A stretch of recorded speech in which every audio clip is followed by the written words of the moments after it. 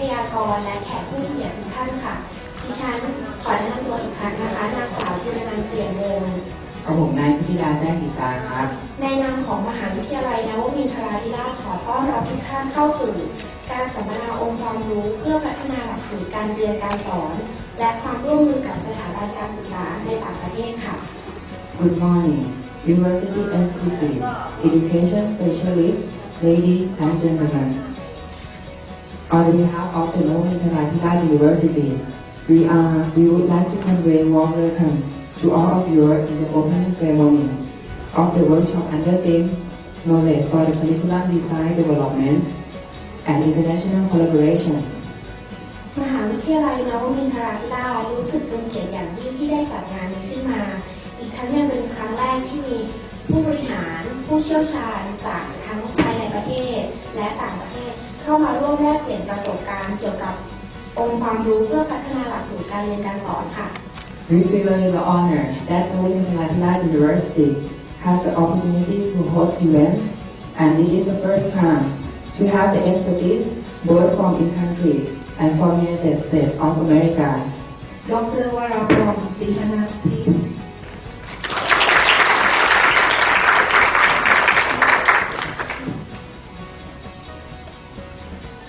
Distinguished assistant to the president and participants from government sector, private sectors, ladies and gentlemen. On behalf of the Navmin Sarathila University, I would like to thank you for attending the seminar on knowledge for curriculum design development and international collaborations. And may I express my warmest welcome to all honorable education specialists from the United States, Bangkok.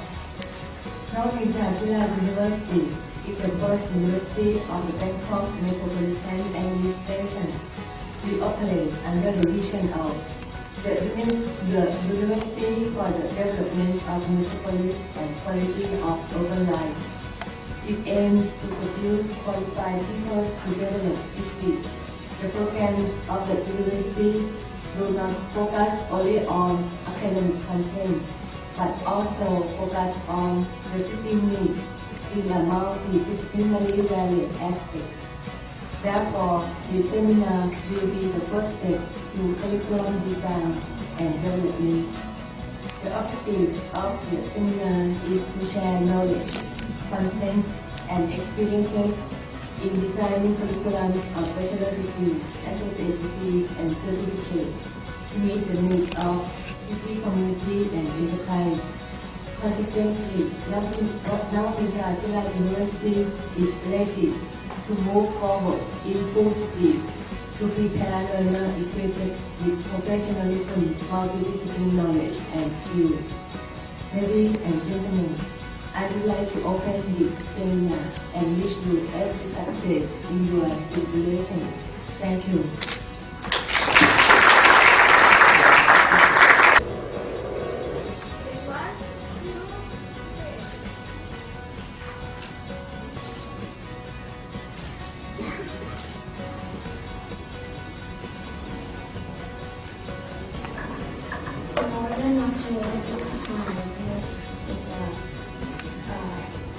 Please welcome Dr.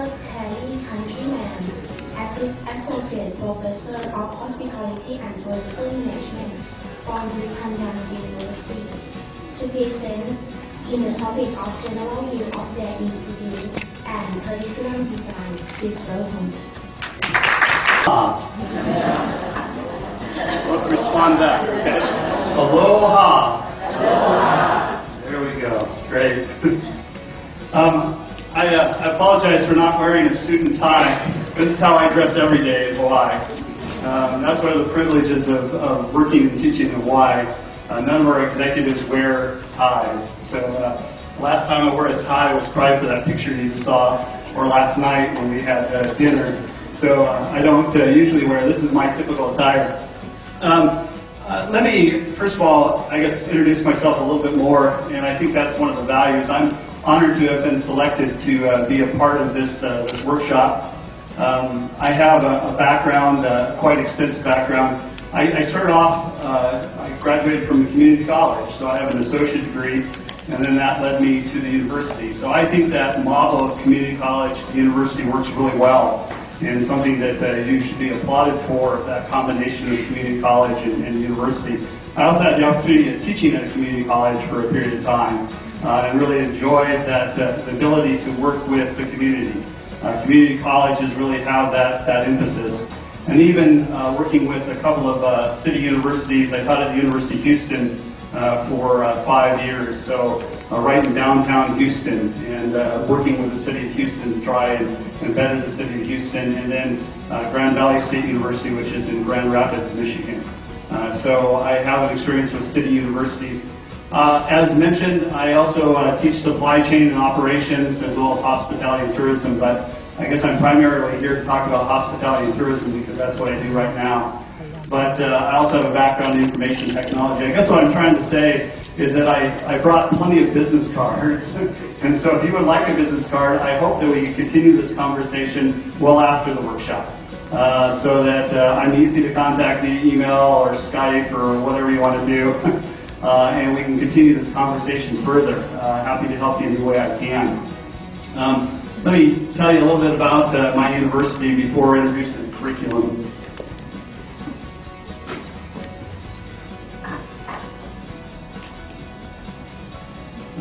We're a small university located up on the north shore of Hawaii, so one of the most pretty parts of the island of Oahu. So up there with all the surf beaches, it's amazing that we get any work done with that. But we probably are one of the most diverse universities in the United States. Literally half of our student body comes from outside of the United States. And just a few come from within the United States, and they have to have a reason to be there. It's not that they want to study in Hawaii. They have to have a legitimate reason. Our primary target market is Asia and Pacific, and so most of our students come from that part. So we have a lot of students from Thailand, China, Japan, Korea, Samoa, Tonga. So we have quite a variety there, and it has some very interesting challenges. Our goal is to try and help these students succeed, get a U.S. education, and send them back to their home countries to build up their communities. Kind of what I see you doing here in Bangkok is trying to help your students succeed and be contributors to the city of Bangkok and to build up and do those things. And so that's really our goal. It is a church university. It's a private university sponsored by the Church of Jesus Christ of Latter-day Saints. But we do have a lot of non-members there as well, and the idea is once we get that support. The interesting thing about it is, you can't see it, but in the detail there, this is called the little circle. There are flags. There's flags from over 60 different nations. And those are the ones that have a significant population there. We always have a big debate at the beginning of every semester if your flag can be flown. If there's only a few students from that country, but we don't have an extra flagpole, so we always work with that. So we also don't offer all of the programs that traditional universities do. One of our biggest programs is hospitality and tourism business, and that's the department I teach in. We also, the second largest department is information technology. But we do have a pretty active pre-med program. A lot of students come to us to go on to the university and get their medical degree as well. So let me talk about, I guess this way, I've been asked to talk about curriculum development, how we go about. I think there's a couple of things I want to talk about before I get right into our specific curriculum. Some building blocks, so to speak, that we feel is fundamental. The first one is English. In fact, this is something we've tried to work really hard with at our university. EIL, English as an international language. So students at BYU do have to take English, grammar and all of those things, but for our international students, they literally have to pass English, conversational English, university English, and this has always been kind of a challenge for us. Because to be able to master English well enough to take a college level class from an English speaking professor is sometimes challenging. And so we've been working really extensively to expand our EIL program. And so anything you can do to help I guess from a hospitality and tourism standpoint, if there is an international language in hospitality and tourism, it's English. Your ability to speak English, that seems to be the common language. And so we look for that, especially in our graduates, but anybody coming to BYU Hawaii, is their ability to master English. Not just basic English, really be able to hold a conversation and be able to do well. And so some of the things that we're experimenting with is trying to push that out a little bit more in regards to distance education. So we work, once again, a nice thing being associated with the church is that we have facilities throughout the world. And so using those facilities to do distance education technology so that they can master English prior to coming to campus. So they're not wasting that time in Hawaii. Hawaii is a very expensive place to be and all of those things. And so if they haven't mastered English and they come there, they're not going to be able to do what they need to do. And so we've been trying to push that English back a little bit further and reach out before they even get to the university and make sure that they've really mastered English, that they're comfortable with that. And part of that is doing some creative things, not only instruction, but linking them with American students through Skype and technology so they can hold conversations and those type of things, and interact with instructors and faculty prior to coming to campus. So I think EIL is an important element that we look at. The other thing that's kind of interesting is we mentioned the cultural diversity. That I think is the other key that we like at BYU Hawaii. Like I mentioned, we are incredibly cultural diverse. It's a real blessing to be there with people from all over the world and really putting them together and interacting with each other. They find out that there's more commonality than there are differences. One of the biggest programs we have there too, besides business, hospitality, tourism, and technology, is intercultural studies and peace building and trying to make the world seem a smaller place, that everybody is, there is a common unity and thing there. And so you experience that throughout the university and throughout the setting, is this mixing of all the different cultures and countries and all of that. And so we appreciate that there, and I think that's a fundamental building block that we build on too, that we recognize as people's culture and how they interact. General education, I don't want to go through all that, but there's a couple of points I hit, I guess. Hopefully everybody understands general education, this idea that we expect you to be a well-rounded individual, to take a variety of classes in math and English and science and all of those in regards to university degree. But we've added a couple of, I think, unique elements that I haven't seen anywhere else. Most universities, just like I said, you take a wide variety of classes in general education, you satisfy those. We felt that that wasn't sufficient. One of the requirements we have, so if you are an English speaker, you have to learn a foreign language. That adds to that cultural diversity. So everybody there, even if you do know English, you've got to take a second language and master it at the 200 level course. If you are an international student, then it's EIL. You've got to master English as a foreign language, as an international language. And so everybody possesses two languages there. And even the faculty do. I speak German, doesn't use much in Hawaii, but the idea that we all have multiple languages and multiple cultures and all that.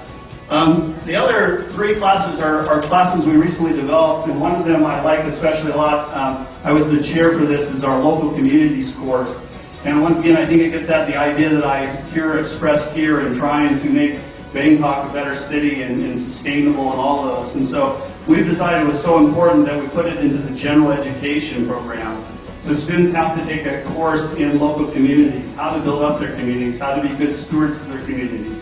And so we look at sustainability through three dimensions, this idea of economic, what can we do to make sure that it's a prosperous, that we help provide jobs and eliminate homelessness and poor, and how do we do that economically? How do we do that socially and culturally? How do we maintain the culture and social of a community through their cultural elements, through their dance, through their language, through their music, and then of course environmentally.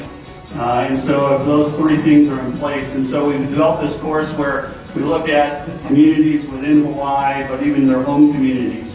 And so that's once again a building block that we are able to build on later in the courses in tourism, because tourism has an important part of maintaining that sustainability. How do you balance community needs against the tourist needs? That everybody feels like it's a fair deal there. The other one that we did is general inquiry and scientific reasoning. it used to be in the past, most universities would have you take like inquiry courses in history and those type of things. We found that our students were kind of missing what we wanted them to learn out of that. They were taking a history class and they were thinking it was a history class, or they were taking a philosophy class and was viewed as a philosophy class. The point of having you do those is to develop critical thinking skills. And so instead of having you take that class, we kind of put critical thinking forward as the first thing, and then it's supplemented as the subject secondary. So you're taking critical thinking or this inquiry class, and it even may be taught by a history professor, a philosophy professor, political science, even business professors may teach it. What is how to think critically. And so it's a little bit more obvious to the students what these skills that we want them to learn. How do you analyze arguments? How do you determine whether that's true or not? What's the assumptions that are made? All those things that we want them to understand that they weren't necessarily gaining in a general education. And then the last one is this idea of scientific reasoning. Kind of the same idea. They were taking science classes, but they weren't understanding scientific principles. They weren't understanding what it means to do a hypothesis test and reason that out and do all those things. So we put that at the front of the class, and then it's usually taught by a science professor. So we just kind of try to put those front and center a little bit more, and they work very well for us. And then the last one is we rely on statistics in business. We use a lot of statistics. Even at the associate level, we believe that the real key to helping students succeed in the future is basically helping them become researchers. We always think of research as a graduate level program, or maybe even as a bachelor's level, but we found even at the associate level that everybody has to be taught to do research in business, to be able to reason things out, plan things out, and do research and do basic analysis of their business numbers. So we do require statistics even at the associate level and such. So the other thing that is unique, I've taught in a lot of different hospitality and tourism programs, but I feel most comfortable when hospitality and tourism is associated with business. I think it's one of the best things. I think there are some unique dimensions about hospitality and tourism. I taught at Grand Valley State University. It's part of community and public service, which is always an interesting connection because it came out of economic development. At Purdue University, it's part of consumer and family sciences, so the childhood development, child care, consumer sciences, retailing, kind of an interesting twist on it there. But I think the best matchup in the strength of one is in business. The reason why we like that is, and we talked about this over the last couple of days here in regards to this interdisciplinary approach. It allows us to kind of leverage some resources. There's very few of us in hospitality and tourism, and so this, exit that.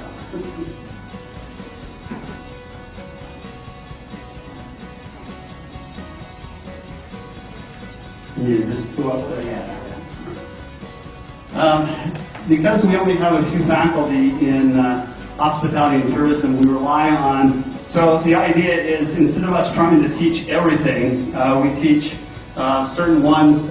So the marketing is taught by a marketing professor, but we work very closely with them. The marketing incorporates hospitality and tourism. And what we found is there's value to that, and then the marketing professor actually helps the marketing students and helps the hospitality and tourism students, because a lot of the marketing students actually go into hospitality and tourism, especially in Hawaii and in many of these countries, because they're usually hired by companies that are hospitality and tourism related. So it helps the marketing student to include a little of hospitality and tourism, and it provides our hospitality and tourism for the marketing. Same thing with finance, accounting. So instead of me teaching hospitality and tourism accounting and hospitality and tourism finance or marketing, we let those be taught by them, and they understand that they need to incorporate some of these broader issues.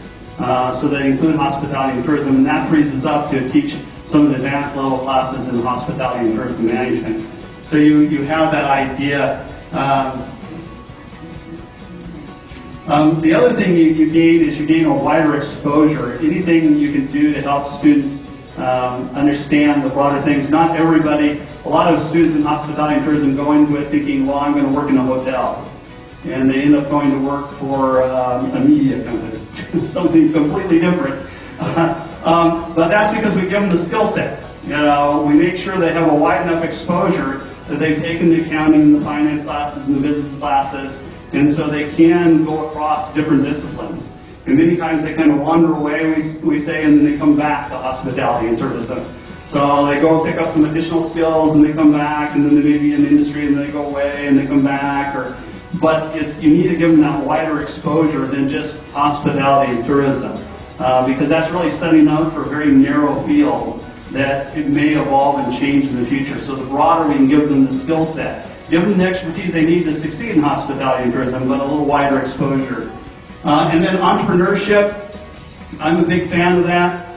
We think that's a wave of the future, is that in many cases we're sending students back to these islands and to Asia. They don't go to work for large hotels. In many cases they start their own business. And so we got to be prepared for them to do everything, to do all that marketing and finance and accounting and business plans and all that. And so we do some very unique things at the university in regards to, we have what we call the Great Idea Competition, and it's open to everybody, not just to the business college. And we get great ideas even in regards to social entrepreneurship. We've talked about that a little bit, this idea that I have this idea that will just benefit the community. And so we don't have any classes one day in the fall semester, and we have proposals from all over campus, from the sciences, from English, from the arts, and ideas they have, things that they want to do, things that will benefit the community, things to do things differently. And they present those, and there's some prize money associated with that. And then in the spring, we follow that up with a business plan competition, where they actually then take those ideas, and hopefully some of those get translated into workable ideas. And then we use social media and crowdfunding, a lot of interesting things, and to reach out beyond the Hawaii campus, so that they get involvement from the entire world, in many cases, investors and all that, to help them be successful. So entrepreneurship, I think, is a key thing too. And then this idea of specialization, we've added that element too, not only in hospitality and tourism, kind of goes back to the wider exposure. They'll be in hospitality and tourism, but they'll do a finance emphasis, or they'll do a supply chain emphasis, or a marketing emphasis. So they get a little bit more expertise in those, not just hospitality and tourism. So let's give you the business perspectives. Here's what we consider to be kind of fundamental to hospitality and tourism. We give them an introduction to business. This is where we give them all the ideas associated with business. In many cases, this is also considered a GE, general education. And we have a lot of students from other areas that say, hey, I'm in science or I'm in art, but I want to know a little business. And so they're able to take this intro to business class, where we introduce them to those concepts. Of course, we think the accounting is pretty important. Like I said, most hospitality and tourism people don't probably think about accounting, but you might have to do the accounting. So both the financial and managerial accounting. Financial accounting is just basic bookkeeping. Managerial accounting is thinking critically about your numbers, how to analyze those, how to be a manager in that sense. We also follow that, we mentioned the statistics class that we require, and then we have what we call Excel. These are computer applications.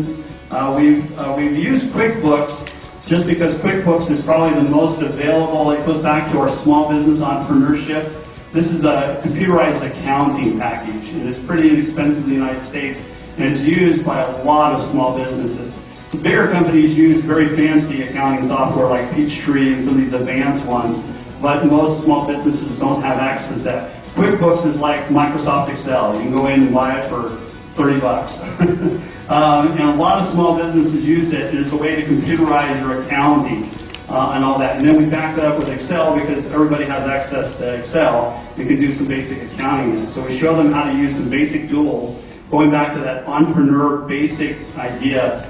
And then we followed up with some business math. This is where we introduce some financial concepts, those things. And then, of course, our economics, because we think those are important. Probably the one that I think doesn't get enough credit sometimes is the microeconomics. That's why it's the first one. If we want anybody to take one, it's the microeconomics. How does economics apply to the community? Most students, we end up making them take macro. Two macros, the big economic, currency, all those fun things. But micro is really what we want you to learn. How does it work in your community or in your family? How does economics work that way? So That leads us to the business core. Here's our fundamentals of business, so finance, marketing, leadership and management, and business communications. There's another emphasis on English. We found that we want to back it up and make sure that they understand business English, business communications. And so we teach an English course in the College of Business taught by a business professor in how to go about doing that. So here's been the key from a hospitality and tourism standpoint. The ones that we have found to be beneficial, number one is properties management. So this is also the course I teach, and this goes back to my construction building background. We have found, once again, I think you guys all have the building blocks here, and I'm glad everybody's kind of in the same room, because the real trick, I think, to this, and that you're discovering this, is how do you put those building blocks together in a unique pattern. And I think that's the key. As I tell my business students, you know, you can start with great building blocks, but the real key is the implementation. How do you put those blocks together?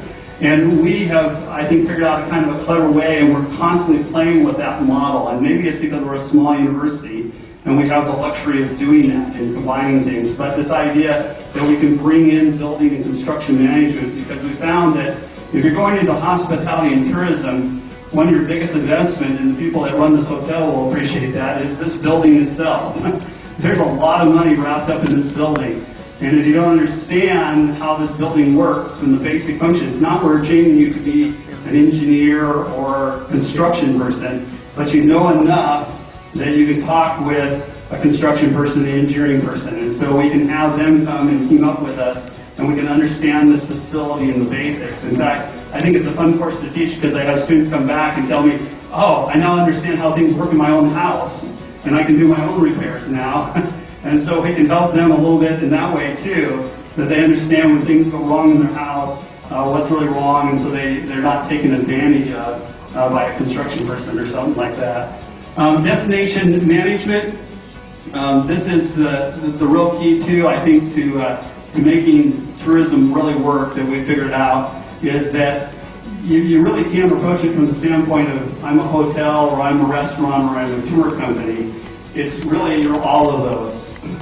And so unlike other businesses where you simply, you know, I can run my business, I run a shop, and it's just me.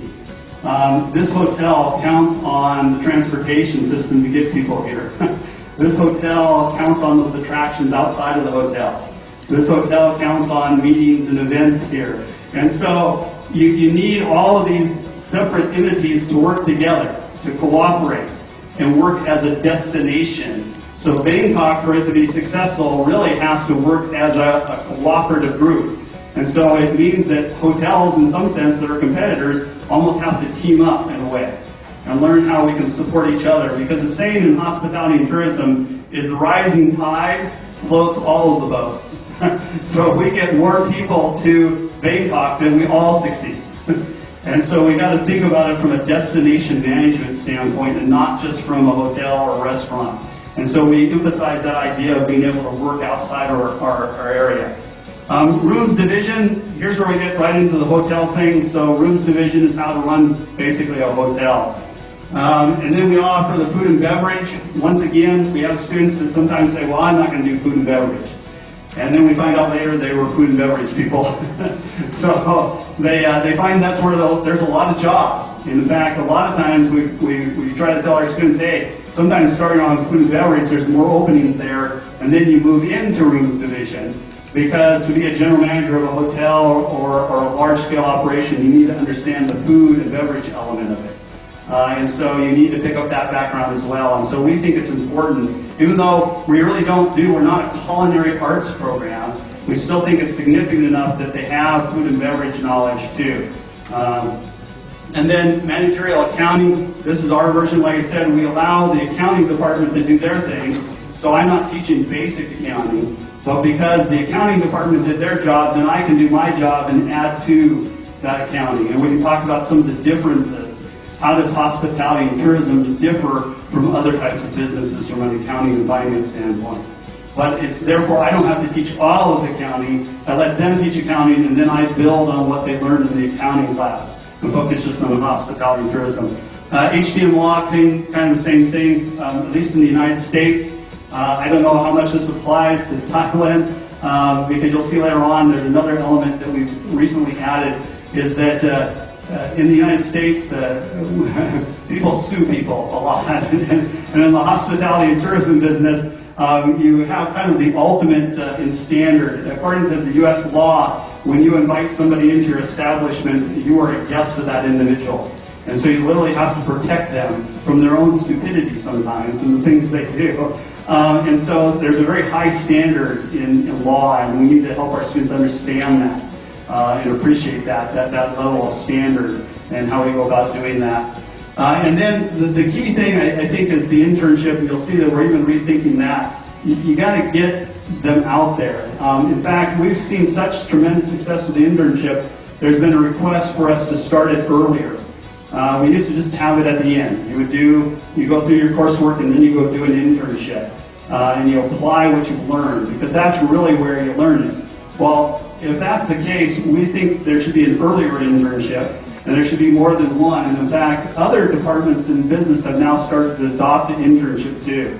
And I suspect that within the next year or so, we'll see requirements of doing an internship. You literally have to do an internship. It's not a nice thing to do. A lot of other disciplines will say, well, go do an internship, and we'll give you credit for it. You absolutely have to do it to graduate with an HTM degree. We think it's that important to do. So this idea that other disciplines are now seeing the same value of it. You get a chance to apply what you've learned. So then we have our specializations that we talked about.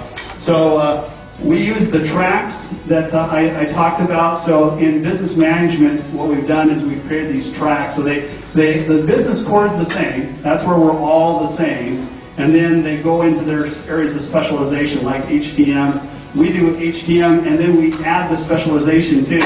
So we're really trying to think broad as we can. How do you create a successful hospitality and tourism graduate, but how do we create somebody that can be successful in any of the other fields too? So they add to their HTM one of these things: supply chain operations, marketing, human resource management, and finance. Those are the 4 other tracks we have. So students go out and take the courses that would be offered in those areas. Now these people that are in just supply chain operations, in many cases what we see them do is they're in supply chain operations and then they take HTM as a specialization. So they say, well, I want to do supply chain operations, but I may go to work for a hotel or a tourism company. Or I'm going to do human resource management, but I also want to do HTM. So we offer back our specialization and they offer their specialization across those things. And then what we call our finishing touches, we have a career management course. This is just to prepare you for the job. We found that students, we taught them a lot, but sometimes they don't know how to put that into a resume and how to dress professionally and do all those things in interview, and so we added that one to it. And then we have our HTM strategy course, which I think is this is the course that I teach. This is our capstone course, and it's where we put all the pieces together. So here's where we kind of look back and say, okay, you as an HTM student, this is what we expect you to learn, and we use a lot of computer simulations in that. So we use a hotel simulation that includes food and beverage, and we literally let them run a hotel for a semester. And so they have all the decisions associated with that. I've used a variety of what. Right now we're using a simulation out of Finland. CSUM is the simulation we're using. If you'd like to know more about these simulations, they have a lot of other ones. Even the business programs are using simulations now. So it gives them a chance to try it out before doing a real business to see if they can run it successfully. It's always interesting. The first couple of weeks, students are losing money. And so then it's my job is to kind of be the coach and the advisor and sit down and coach them and say, well, you forgot about this over here, and what about that? And you may need to reduce your staffing a little bit, and we help them work through that. And so we found that our employers really like that idea, that these guys know how to run a hotel. Even though that's probably not their first job, they have been prepared to be a general manager, and that's really our goal, is to teach them how to do all of those things, not just check people in at the front desk, not just work in the kitchen, They really know all of those things, and they understand how to change and evolve. Because in the simulation, we can also throw little loops in there. We can say there was we can throw in natural disasters and see how they respond to it. We can go into a depression in the economy. We can do some different things depending on how students are doing to see how they react to those things and such. So here's where it gets interesting, and then hopefully I'll have time to show you a really quick little video segment. We're constantly playing with this. We're constantly saying, is there better ways to do it? And we're always going through program reviews. Every year, we're always modifying classes, trying to get better at this. And a couple of things we've decided to change out. You notice the old requisite was 310, which was a management leadership course. And that's a great course, I guess, from a general standpoint, how to be a manager, how to be a leader. But in hospitality and tourism, we found the real key is human resource management. So it's a little bit different take, so we're going to replace 310 with 327 and focus more on motivating people and doing those things. And we get into some of the, once again, in the United States, there's a lot of legal requirements in regards to human resources. And so we found that it's a really important element to add. So instead of that general management class, we're going to be a little bit more specific and add human resource management. The other thing is we have a new hotel coming online. That's the one thing we're most excited about. And that's something that I think you can do here very easily in Bangkok. In Houston, the nice thing about it, the University of Houston has a Hilton hotel on campus. It's one of the few universities that actually owns and operates a hotel. And those are very rare. Most universities aren't willing to foot the bill for that, because when the hotel isn't doing well, the university doesn't want to be on the line for that. And so it was always an interesting model. So the dean of the college is actually in charge of the hotel too. And that gives a little added stress to being dean. So the Houston has that, and I believe the University of Tennessee, but most of the rest of the universities out there have worked with hotels that exist. And you have a lot of great hotels, and you'll see in this model, so they're building a hotel in Laie, up on the North Shore, a Marriott Courtyard. And the management team of that hotel has decided to team up with us, and it'll be a teaching hotel. So we're going to supply them some manpower. Now, that's not a complete thing. We're not going to staff it entirely. They have permanent staff, but they're up to running that hotel and running it profitably, but they're willing to work with us, and then we're hiring some of their staff to be adjunct faculty for us. So there'll be this really strong connection between a private entity and the university. And I think you really need to think about doing things like that, because I think there are hotels out here, and that gets your students out there. So we're going to do that earlier internship. It'll be a practicum, and it'll be in conjunction with a course. And you'll see that they'll take the course, but they'll also work in the hotel. So they'll see it firsthand what we're really talking about and such. And I'll show you that video here. The other thing that we did is we added experiential learning coordinators. And this gets into service learning and getting our students out in the community connected to the hotels and all those things. So we have a separate person that just coordinates those internships and does those things to make sure they're done right. And then the other thing is we're going to get rid of the HTM track. Those tracks I talked about, not that I don't think they're valuable, but we found that we are going to strengthen them ourselves and add a little bit more tourism and hospitality, you'll see. Now, we'll still leave open the door for them to take supply chain and some of those other things, but instead of just totally saying, well, go take a track, we're going to take back some of those things now, too, because we've allowed some flexibility in that. Okay, that video. So let me show you this video, and then if I have any remaining time, This was put together by a professor of ours, Jeff Kaneen, put this video together to kind of illustrate some of the issues. Not that you will have some of the same issues we're having. We're a very remote area of Hawaii with really no hotels up there. Years of hopeful anticipation, the Laie Marriott Courtyard is nearing completion. While the hotel investors, developers, and managers have signed on to the idea of using the hotel to provide practical training for the hospitality and tourism students at BYU Hawaii, the details of that collaboration have yet to be determined. This presentation proposes such detail with the understanding that adjustments will likely be necessary as the relationship between the university and the hotel matures. Thanks to all for your interest in blessing the lives of students from many nations. Both sides of the relationship face challenges. Students majoring in hospitality and tourism at BYU Hawaii typically have much less industry experience than students of other HTM programs. Many or most have no work experience at all.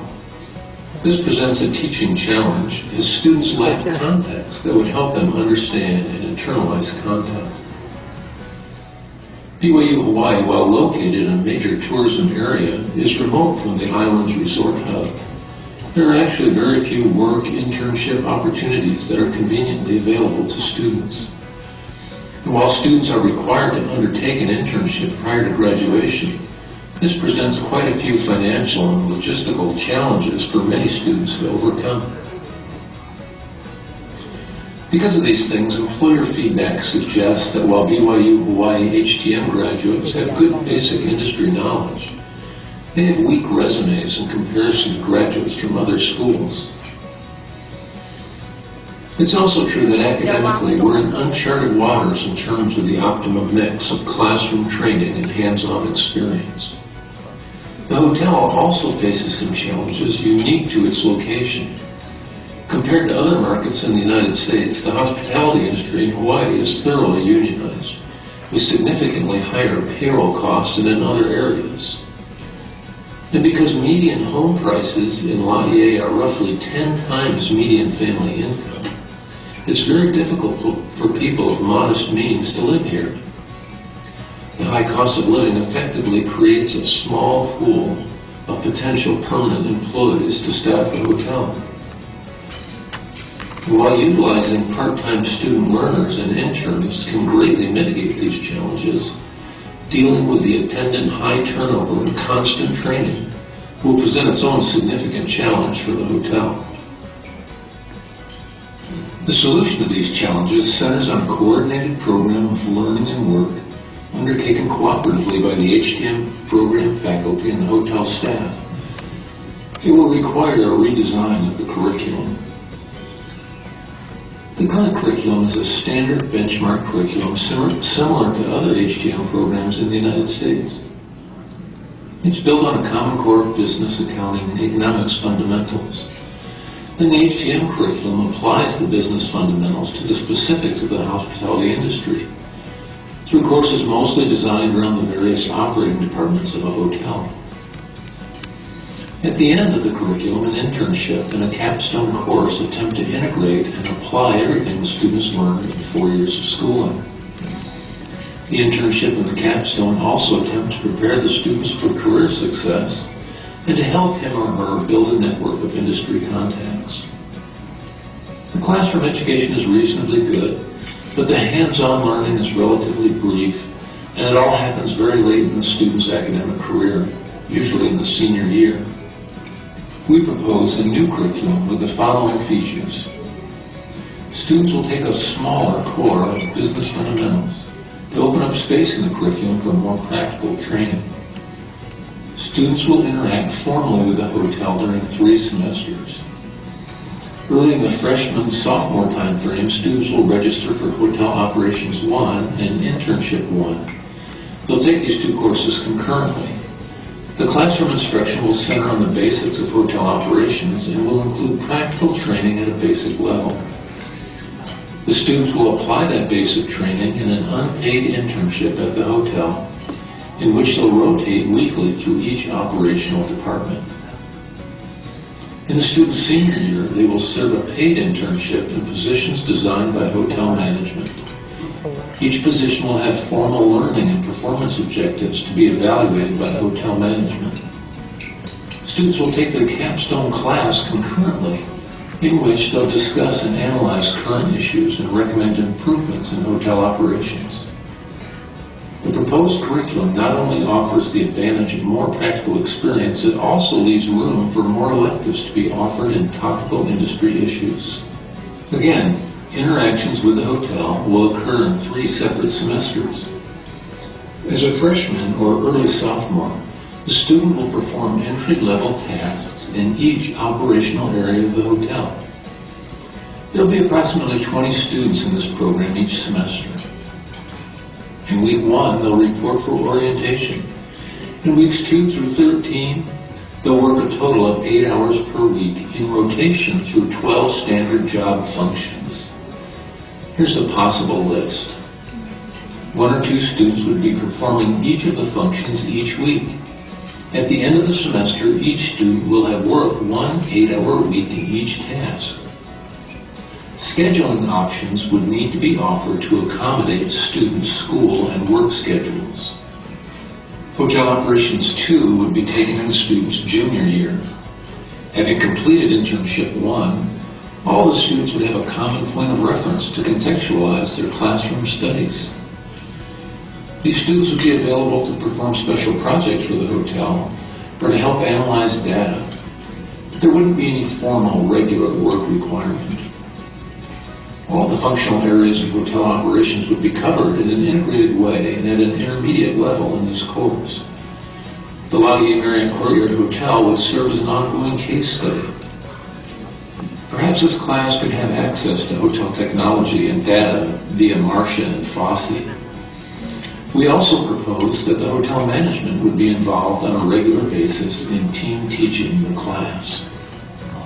Finally, in their senior year, approximately 10 students each semester would be required to work a 15 to 19-hour per week paid internship at the hotel in positions predefined by hotel management. These need not be higher-level jobs, but the student should have the opportunity to attend weekly staff meetings and observe management decision-making and problem-solving. Each job would have predefined and measurable learning and performance objectives that would be evaluated by management in a final assessment. Students would take a concurrent capstone class that would use their hotel experiences as a case study. In this capacity, the class would have access to daily and monthly operating data in the form of daily reports and monthly income statements. The class would also perform higher-level analysis and project work as requested by the hotel. The HTM program will provide a single point of contact to handle day-to-day coordination of this relationship, probably a missionary couple with a hotel management background. There will be periods of time during the year when interns, as described in this proposal, will not be available. During finals week and during inter-semester breaks, for example. There are also no classes and therefore no interns over the summer break of 6 to 7 weeks. So the hotel will need to fill these staffing gaps in some other way. On the plus side, the hotel will be working with a lot of students over the course of a year and will be able to hire those they prefer to work with during times in which students are not in class. As stated previously, this proposal is open to modification now and in the future. We recognize that it will need to benefit both parties to be sustainable, but we think it represents a reasonable structure to get started. After years of hopeful anticipation, the Laurier Marriott Courtyard is nearing completion. While the hotel investors, developers, and managers... So I guess what I'm trying to say is the key that we've figured out is that the one element that we've added, and I think you can do this very easily in Bangkok, is team up with that community you see out there. We're finding more and more that it used to be that we used to teach things and then send them out to get jobs. And we're finding that if we work cooperatively with them, we have much better results. So it's not that they just check in with us off and on, or that we have advisory groups and all that. We literally team up. And so in many cases, they're teaching, we're working together to create a much better student in that regards and in regards to community engagement. So anything you can do, and I think the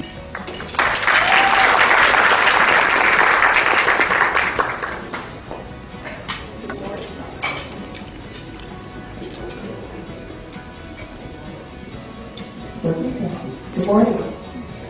First, I want to thank the team here, Seth and Bob and everyone has been so great, and I'm able to do this presentation because of their help, so I want to say thank you to the team. I am the Dean of Academic Affairs I oversee economic development and workforce training for Los Angeles City College. And my college is the flagship college of 9 colleges in the Los Angeles Community College District. We are the largest community college district in the world, I believe, unless that's changed in the last couple of days. And what I want to present to you first is an overview of my college. And I can start by... I want to give you the mission and the core functions of Los Angeles City College, and then a little history about Los Angeles City College, which is really interesting because we have connection to 4-year universities at our college. And then also share with you the strategic plan, what really drives the mission and vision of our college, our 4 goals, and then give you a profile of our students, our faculty, our administration, and our staff. And then I want to share with you the degrees and certificates and curriculum design. For degrees and certificates, I have a handout. We have over 141 associate degrees and certificates, so it'll be impossible for me to talk about all of those today. So you'll have a handout. Let's get started.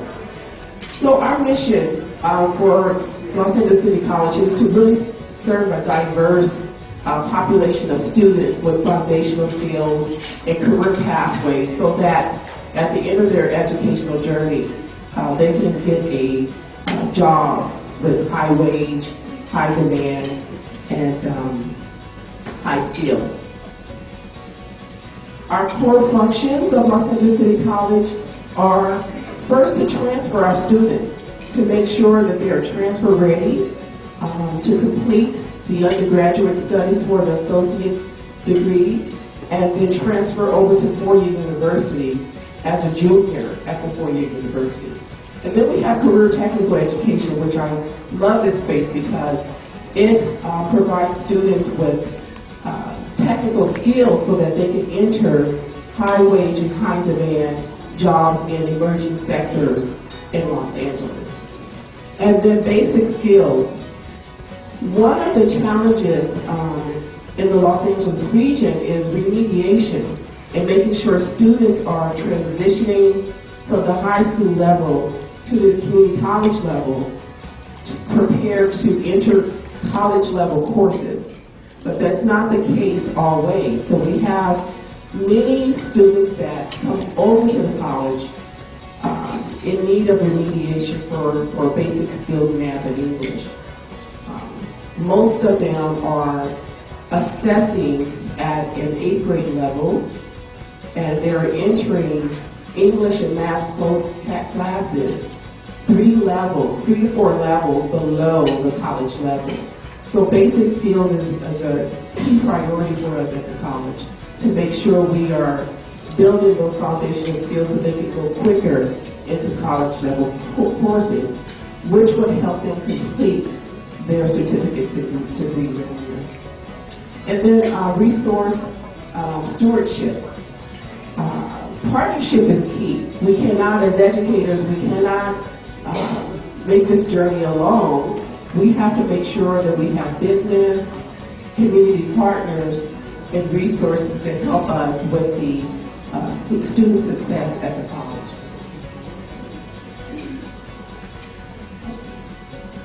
I just finished my presentation, didn't know it. So let's see.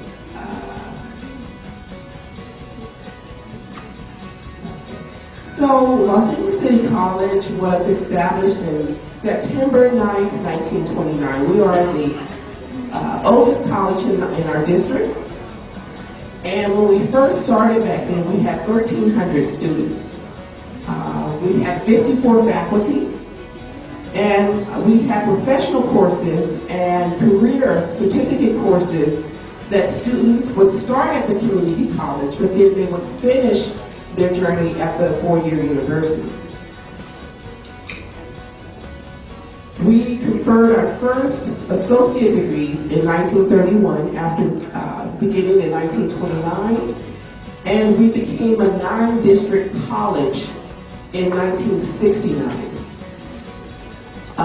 As I said before, we are the largest community college district in the world, comprised of 9 colleges. We have something like 300,000 students across all 9 colleges. UCLA, University of California, Los Angeles, Los Angeles City College was their first home. And after UCLA moved out of the space, the California State University, Los Angeles, had LA City College space as their first home. And so we're the 3rd educational institution to acquire the space that we're in for Los Angeles City College. So that's the history with the space there too.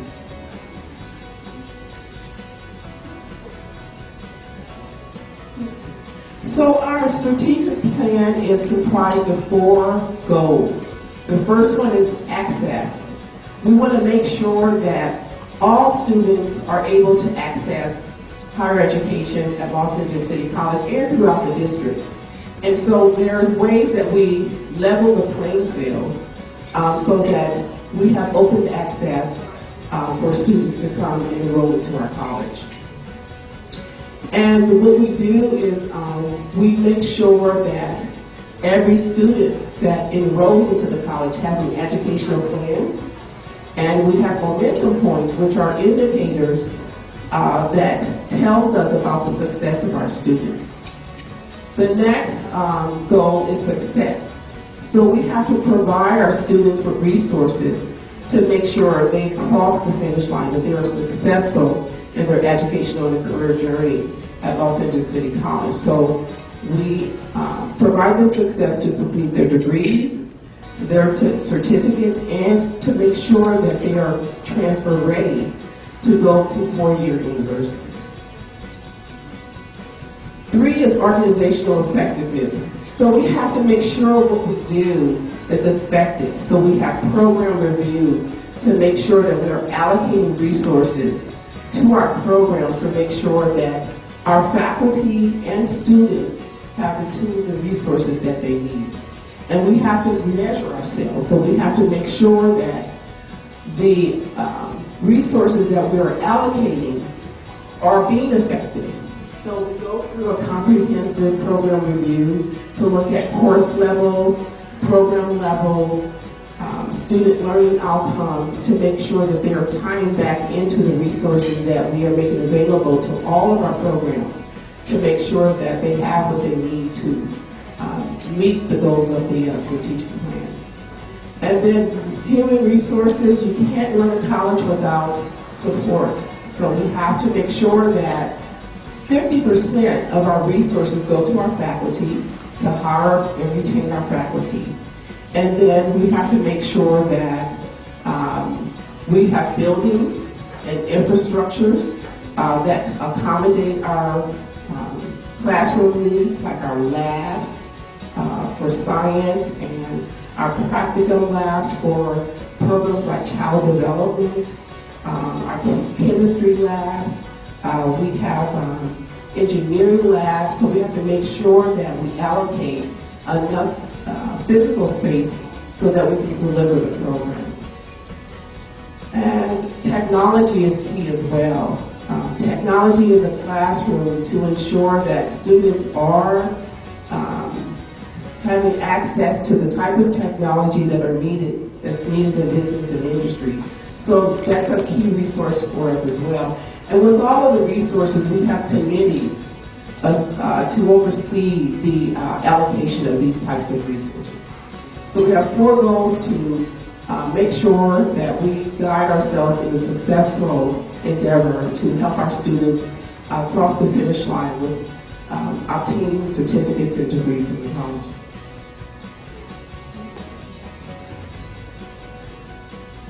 So this is the fun part, our student profile.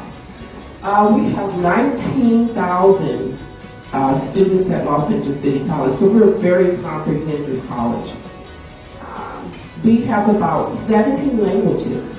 We're the most diverse college in the district. We have Korean, we have Chinese, Japanese, we have Thai, we have a lot of Asian students, and we'll go through those demographics.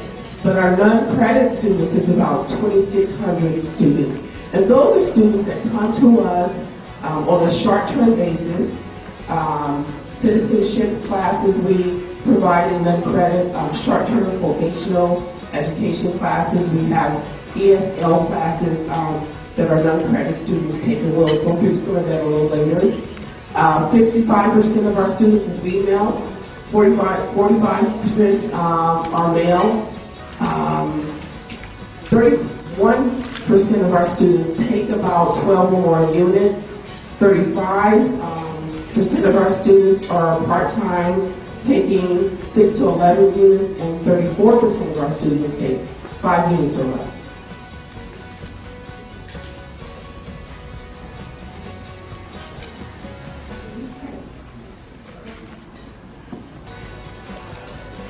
So we have 12% are African American. Another 16.5% of our students are Asian Pacific Islander. 46% of our students are Latino, Hispanic. 19% are white, and there are others that we have not been able to identify with the origin. But we have a very, very diverse group of population of students.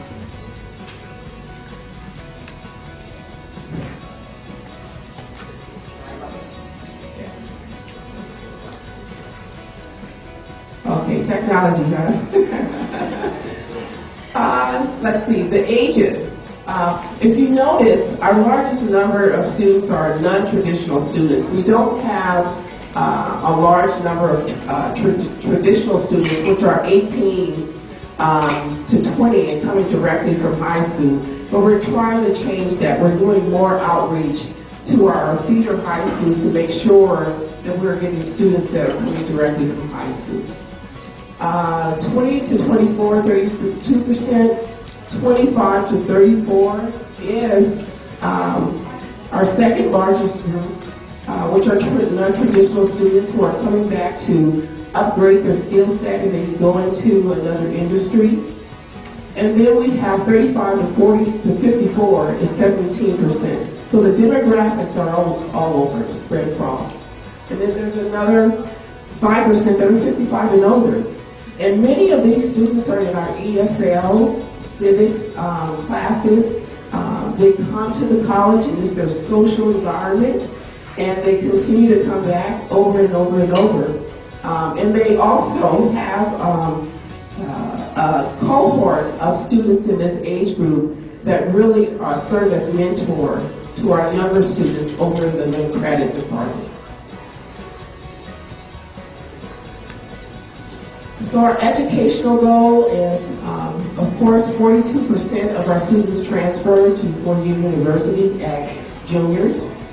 And we also have about 9% of our students that receive the AA vocational degrees, where they come and get that technical skill training and go into industry and get a job.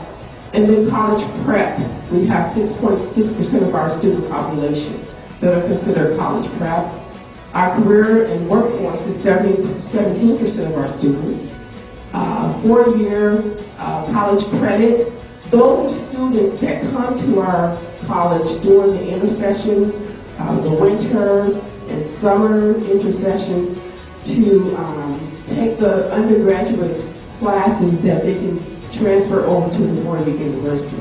So we have 4-year university students that are coming to our college on a regular basis. And then 3% of our population of students come for professional development.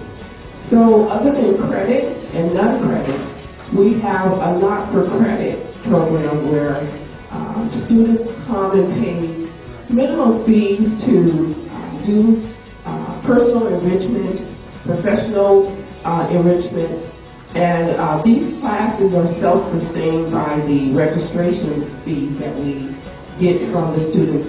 The college does not pay for these particular classes. By Title V, we have to make sure these classes are sustained through generating revenue.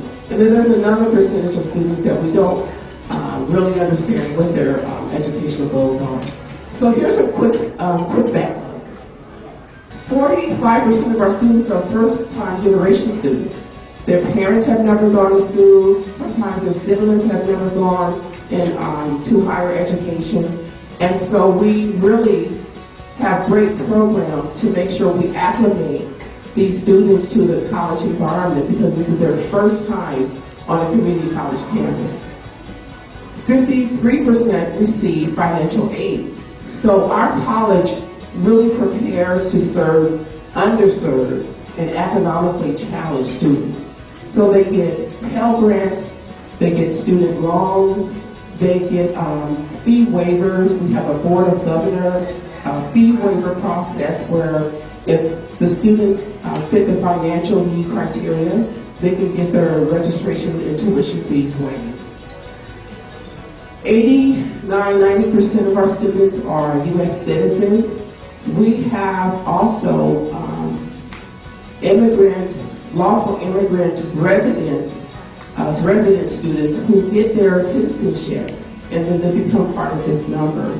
Our college in the district is the one college that has the biggest citizenship program. We have Armenian students, Korean students, Chinese students to go through this program and get their citizenship through Los Angeles City College Green. 70% speak English in the home. 13% their first language in the home is Spanish. And then Armenian, there's 6% that speak the Armenian language in the home. And then you can see 3 and 2% Korean and Russian. Our faculty, we have 207 full-time faculty at the college, but we have double the amount of part-time faculty at our college. Our administration consists of 15 deans in academic affairs and student services. 5 deans are in academic affairs and the other are in student services. And then our senior leaders is our president. We have a vice president of academic services who oversees the operations of the college and he keeps the money and oversees the HR department, the facilities department.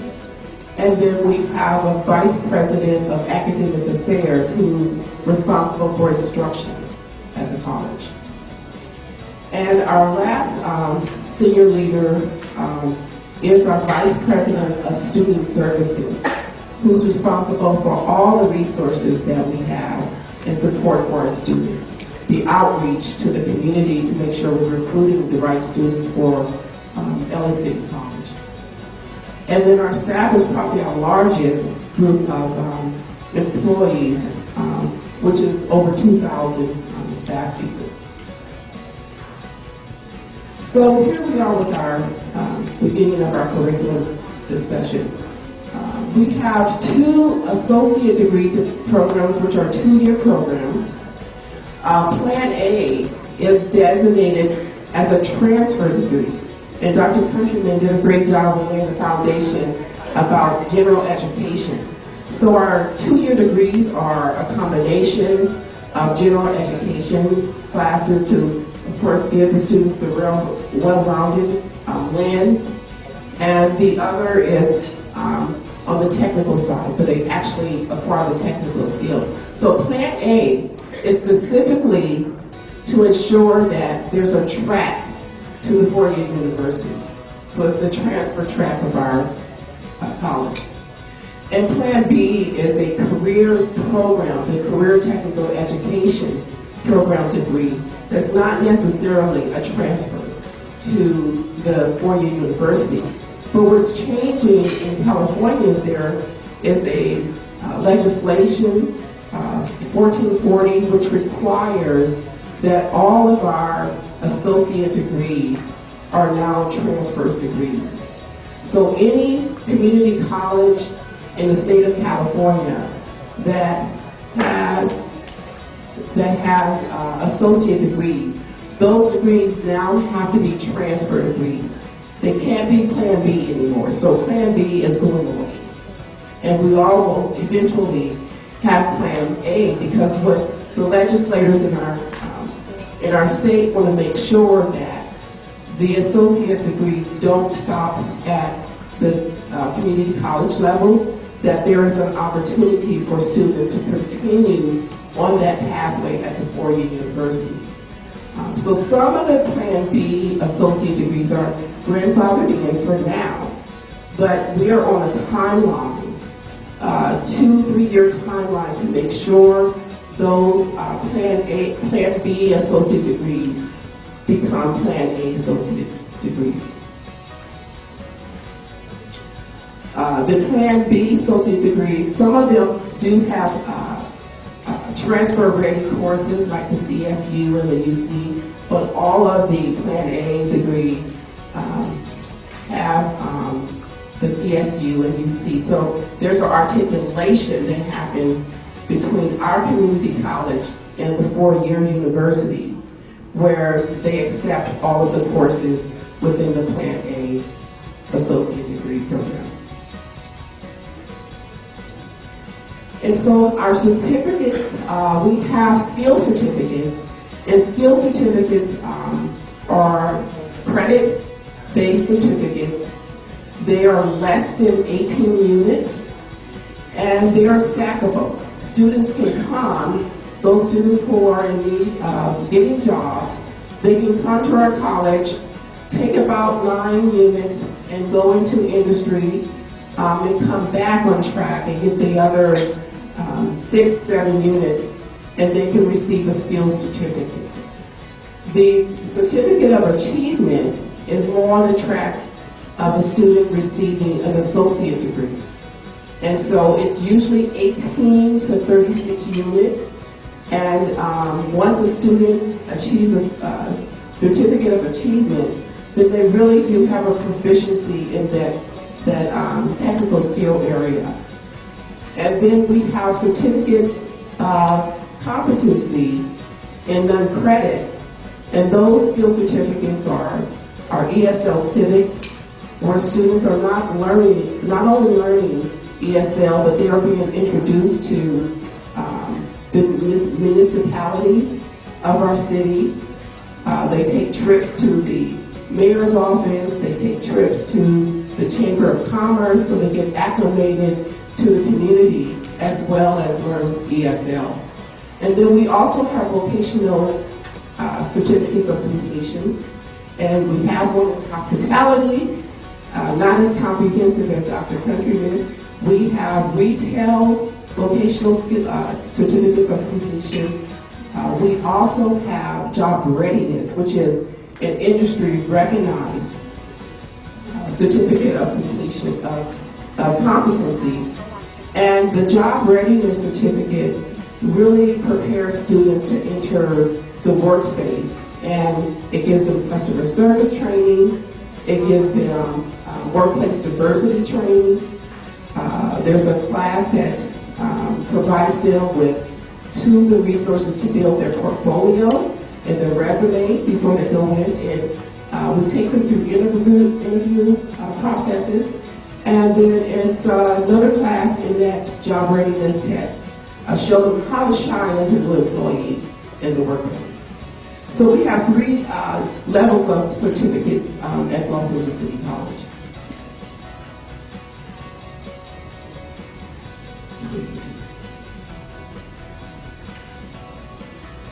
Do we have a copy of the certificate list so I can go through that? Yeah. Up here. So what I want to go through is our different associate degrees and our certificates. Yeah, let's go through that, please. Okay. So economic development and workforce education is really, really big in California now, because, as I said before, you have to have partnership to make sure those resources that we don't have at the college, we get them elsewhere.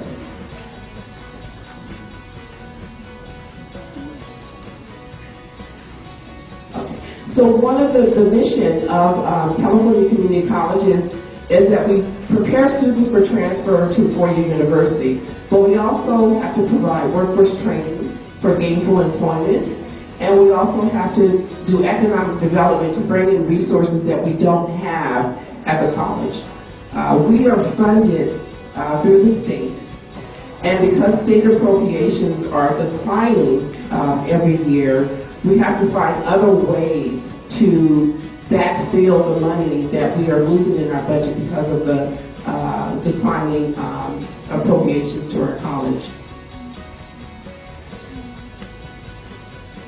And so again, we have non-credit, which is our adult education. We have not-for-credit, which is our community extension, when I talked about personal enrichment and development. And we have career technical education and non-CTE, which is our academic programs.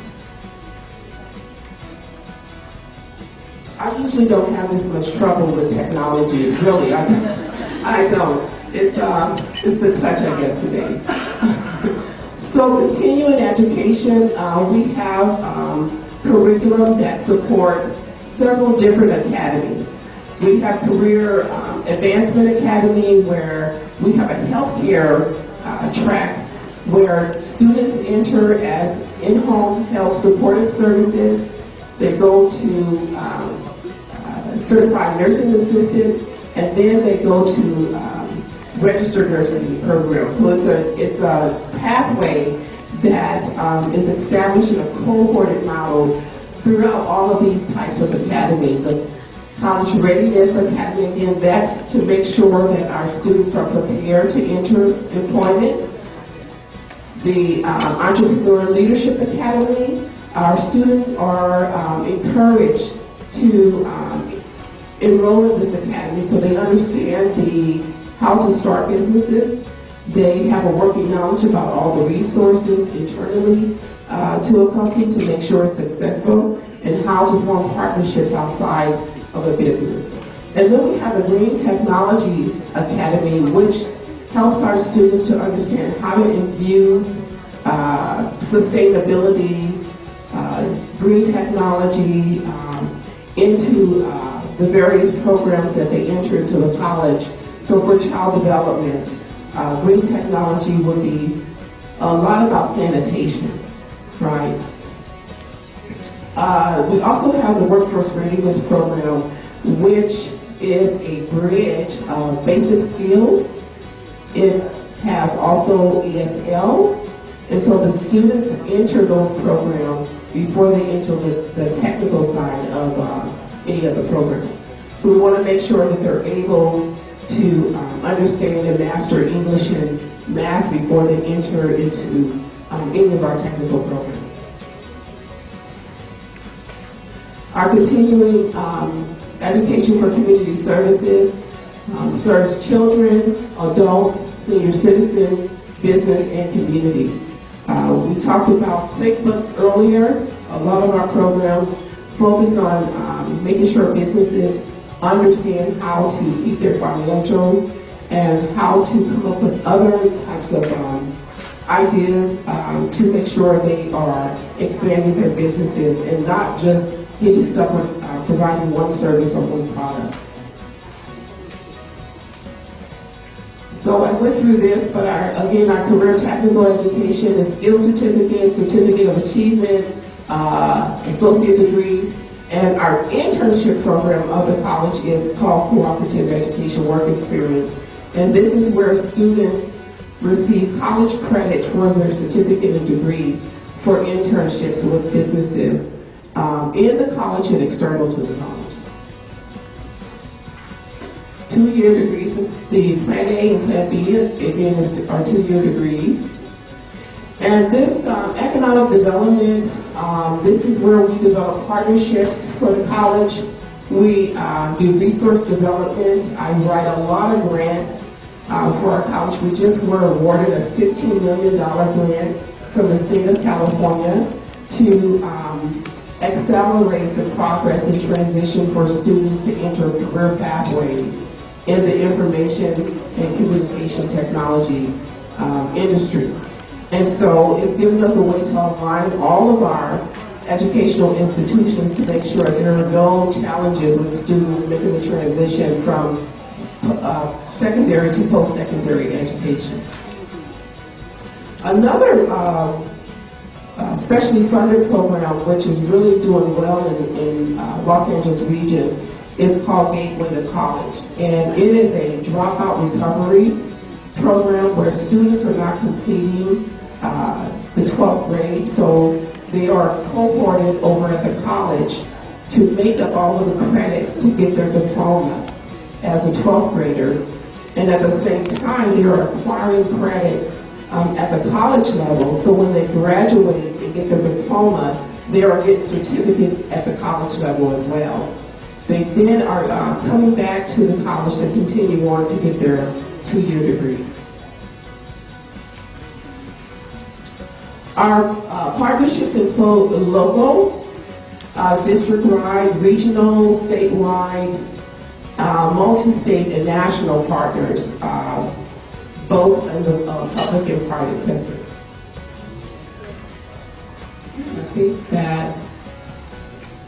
I think that's it. I'm all done. Thank you for your time, and I hope you understand a little bit more about the community college system in the state of California. And if you have any questions, I'll be here throughout the day.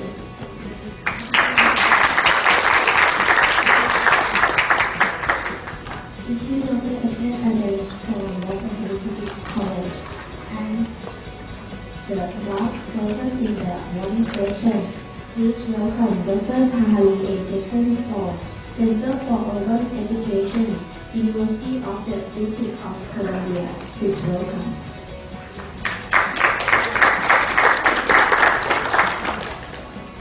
Good morning. I am so happy to be here because I've gotten a chance to interact with some wonderful people in their city. I came here several years ago for the Bangkok Sister City Youth Program, and I got a chance to meet your governor, Governor Sukumpan Boripat, and he is wonderful. Just after I came here to visit him, he came to visit me at UDC, and he brought several members of your media, and he spoke of his commitment to education and to higher education, and we were so honored to have him. After his visit, your president of NMU, President Bachit Lataku, came to UDC for 2 days and visited our community college and our university, and again spoke very highly about your priorities for education. So it's nice to be here. It's wonderful to be back in Bangkok. My mom is Thai.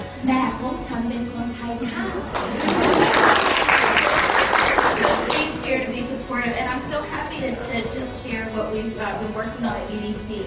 So I'll give you, this is a wonderful cheat sheet. Whoever put this together did their homework. So I'll tell you a little bit about how I came to the University of the District of Columbia. I actually, as it says on the wonderful slide, I finished my undergraduate degree at Harvard in developmental psychology and Spanish. And then I stayed at Harvard and got another degree, a master's degree, in human development and psychology.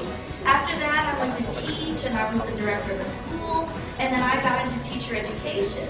And so I studied for my PhD at Emory University, and my specialties are multicultural education, teacher education, urban education reform, and early childhood education. So I'm dying to sit at this table. And so before I actually finished my PhD, I applied for a job at the University of the District of Columbia because they said we have to figure out how to train teachers for urban schools. We have to figure out how to get people to work with children who don't look like themselves, to work with children who live in high poverty, and to work with children whose families don't speak English. So can you come and help us? And I did it that was in 2010. I've been there for 5 years. And when I started, all they did was just to hand me a 14-page proposal with an executive summary that talked about what they wanted to do. There was no curriculum, there was no faculty, and so that's why sometimes when you see these slides, it'll say founding faculty member, because there was just me, there was nobody else. So this is what we've been doing in all this time. And I'll also just point out just the title of the presentation. We change our curriculum all the time. We change our program all the time. So I hope you don't feel pressured to get this perfectly right the first time around. I understand that you all are at least in your third year and there's still lots more planning to do, but don't be embarrassed about having to do things differently. Sometimes we change our program by the year, sometimes we change our program by the semester, sometimes we change our program by the week. Because we're in constant communication with the students, we collaborate with each other. We have a faculty of 4 now and lots of adjunct professors. So don't feel pressured to get this perfectly right. But here's what we've been working on. So first of all, when we started our Center for Urban Education, we had lots of support from the president. He offered what's called a Presidential Alumni Fellowship because higher education in the United States, as you know, is very expensive. And so he offered a scholarship to any alumni of University of the District of Columbia who had a degree in something other than education. And the reason he did that is because he wanted people to have a strong content knowledge in a particular area, like science or math or even English, and then to come and get a master's degree in our program. So our president at the time really gave us a lot of support in terms of fellowships and money. We also aligned directly with the vision of the District of Columbia. I don't know if this is true for your university as well, but our funding primarily comes from the government. It comes from the city of D.C. So whatever their priorities are, have to be our priorities as well. And then, of course, we have the support of the mayor. We just had a new mayor in our city. And we also have the support of the local school system, since we focus on education. And they, by the way, are on our advisory committee. So if you're making use of advisory committees to ask people to help direct you, that's actually a great idea and a good strategy. So we also had university collaboration and buy-in. One thing that's very important about our university is that we don't have very much money. So we have to make do with what we have. And so when we need a class that's taught, we need a class taught for teachers that has to do with math content or science content, we use a system of what's called dual appointments. And we just take the faculty that we have in our larger university and we ask them to teach at the Center for Urban Education. It prevents us from having to hire extra adjunct professors. And because the university is bifurcated and we have a community college and the flagship campus, we have technically 2 different faculties that we can pull from. So it saves money. We also involve private donors. Again, I told you that the majority of our budget comes from the city, but unfortunately we just got a $3.5 million cut, very similar to what's happening. In the United States, I'm not quite sure what we are prioritizing these days, but based on the budget cuts for higher education, it doesn't seem that we're prioritizing education as much as I thought we were. So we have to make up for this by partnering with businesses, as you all are doing, nonprofit organizations, private donors. We had one donor who just gave us $250,000 the other week for early childhood education. So we're very excited about that benefactor, foundations, and philanthropic groups. And then, of course, just like Dr. Davis, we have to write lots of grants. I have to write lots of grants. I'm very busy. I'm very tired. So we actually write external grants for all sorts of things, but of course the money now is following the STEM fields. So science, technology, engineering, and mathematics. And I'm a little worried about that because the world needs more than just scientists and tech. We need all sorts of folks, but that's actually where the money is, so we write lots of grants for that. And then, of course, we have a very dedicated faculty. I'll show you some of the changes over time, but we still are very small, so it's okay to start small and then go big later on. So for our university context, it's very important because I think that one way that you can distinguish yourself at NMU is to focus on underserved populations. Anybody can serve wealthy people. You know, I went to Harvard and there's wealthy people everywhere. They're going to be all right. But what you can do is you can distinguish yourself by focusing on a concept that we call, and maybe it's here the same, social justice. The idea that everyone is not going to have equal outcomes based on having access to equal resources. And we were talking about this yesterday with Dr. Nat. about healthcare disparities. Well, there are disparities in all sorts of sectors, education, work outcomes, and so forth. So UDC is actually technically a historically black college or university. But now that our population has shifted, it's actually difficult to see that. We have mostly international students. We have first-generation students, very similar to what Dr. Davis said. We also have older students, so people who have families, who have had another career, but they would still like to get some sort of degree. And then we also, along with that, have academically ill-prepared students. If you, in your program, find that students are entering any program and they lack skills either in writing or English, you would want to establish, if you don't have it already, what's called a bridge program. And our programs technically start in the fall, but what we do for students who we know need extra help is that we start them in the summer. We start them 3 months early. So if you don't have bridge programs, that's a great way to bridge the gap. Okay, so again, I talked about this a little bit earlier, but this is basically what we have to work with when we were developing our curriculum. We have to go according to the budget priorities, so if the city wants to prepare more hospitality employees, or if they want to prepare other types of technology and business employees, we actually have to modify our curriculum to cater to that.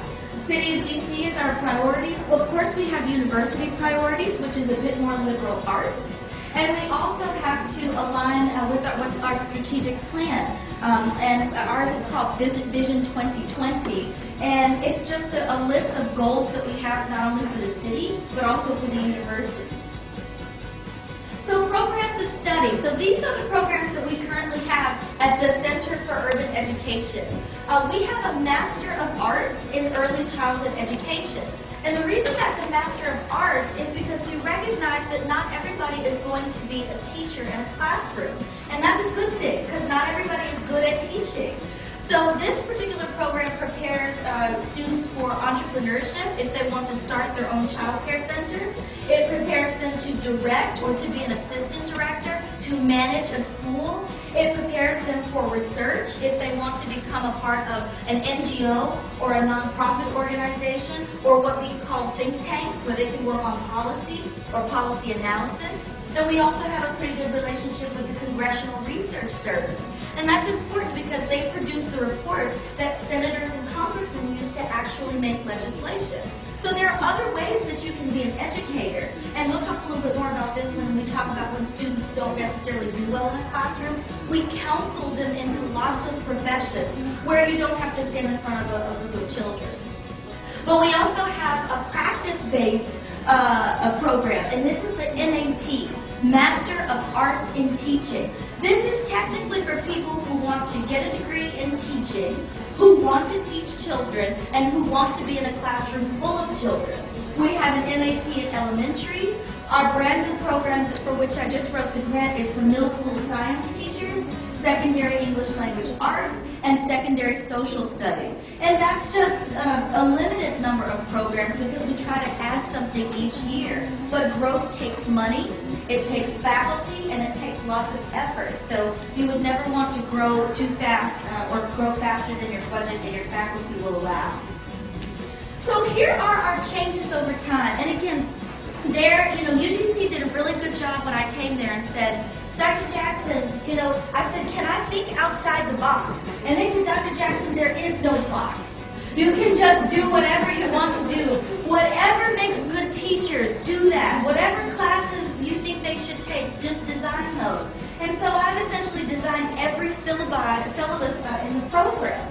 But here's how the program has changed over time. And this is why you shouldn't feel pressured to get it right the very first time, because if you don't plan to change according to the city's priorities, the governor's priorities, the BMA's priorities, then you're really going to lock yourself into curricula that don't make sense for anyone. So we're not embarrassed about all the changes over time.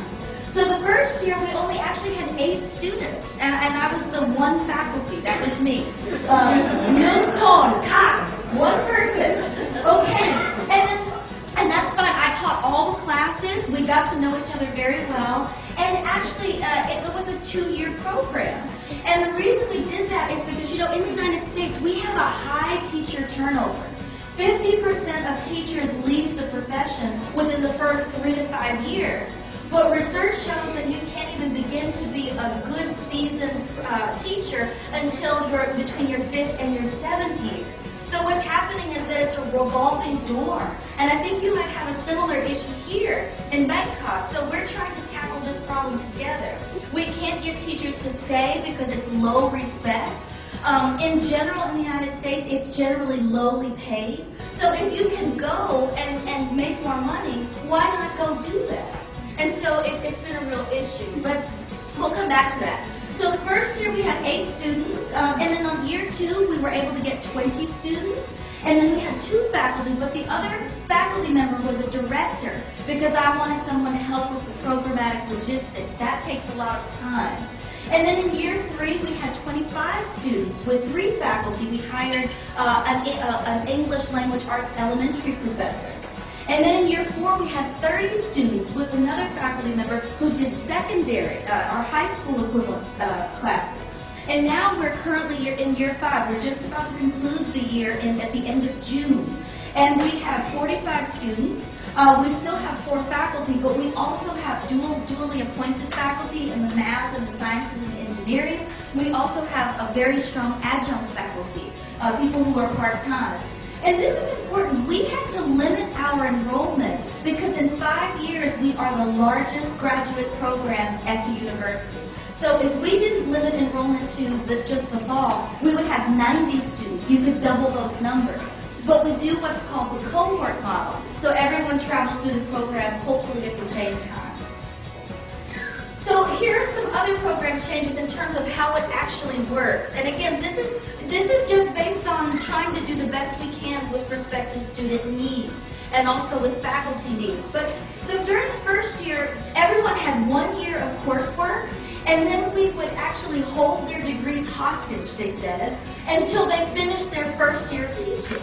Because again, one of our goals is to support new teachers. They get overwhelmed, their pay is low, the hours are long, and we wanted to make sure that before we certified them and before we gave them their degrees, that they had gotten successfully through their first year of teaching. And that was a bit controversial because they felt like, well, I've finished my classes, give me my degree, and I'm ready to go. Okay, so we heard them. And year 2, we turned it into a 12-month program. Okay, so we just said, well, fine, you have 4 semesters or 1 calendar year of classwork. But now what we're going to do is we're going to try to do a better job of matching you to the type of students that you want to teach. Because people would come in and say, I want to teach little children. So I want to teach little children. And then they would go and teach little children and say, no, no, I don't want it. And so we decided to give them 3 separate practicum experiences.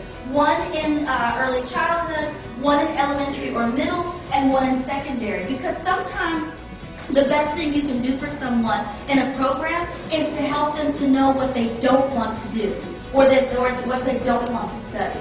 And then we also have around the city, it's hard to find a good school where every teacher is strong. But you can always find a strong teacher in a strong classroom. So we set up what are called demonstrations of excellent teaching, and then we had what are called classrooms of excellence. So even if the school was relatively low performing, if it was ill funded, if it had a crazy principal, we would find the 1 teacher or the 2 teachers who were doing a great job, and we would send our students there. So we did a good job with the practical element. In year 3, we kept it a 12-month program, but then we started to get complaints. Oh, 12 months is a long time. And so we went to what's called block scheduling, because we generally have 4 courses per semester, and you take them all at the same time. But students were overwhelmed. They were confused. What paper is due today? What class is needed? So we decided to do a block scheduling so that they would only take 2 classes for half the semester and 2 classes for the other half, just to focus their attention so it would be easier. And then, of course, we had a 2nd semester student-long teaching experience. We would have them go out and do observations in urban schools so they could see what it was like. And then in the 2nd semester, in the spring, they would do their student teaching. So that's how we did it in year 3. Move forward to to year 4.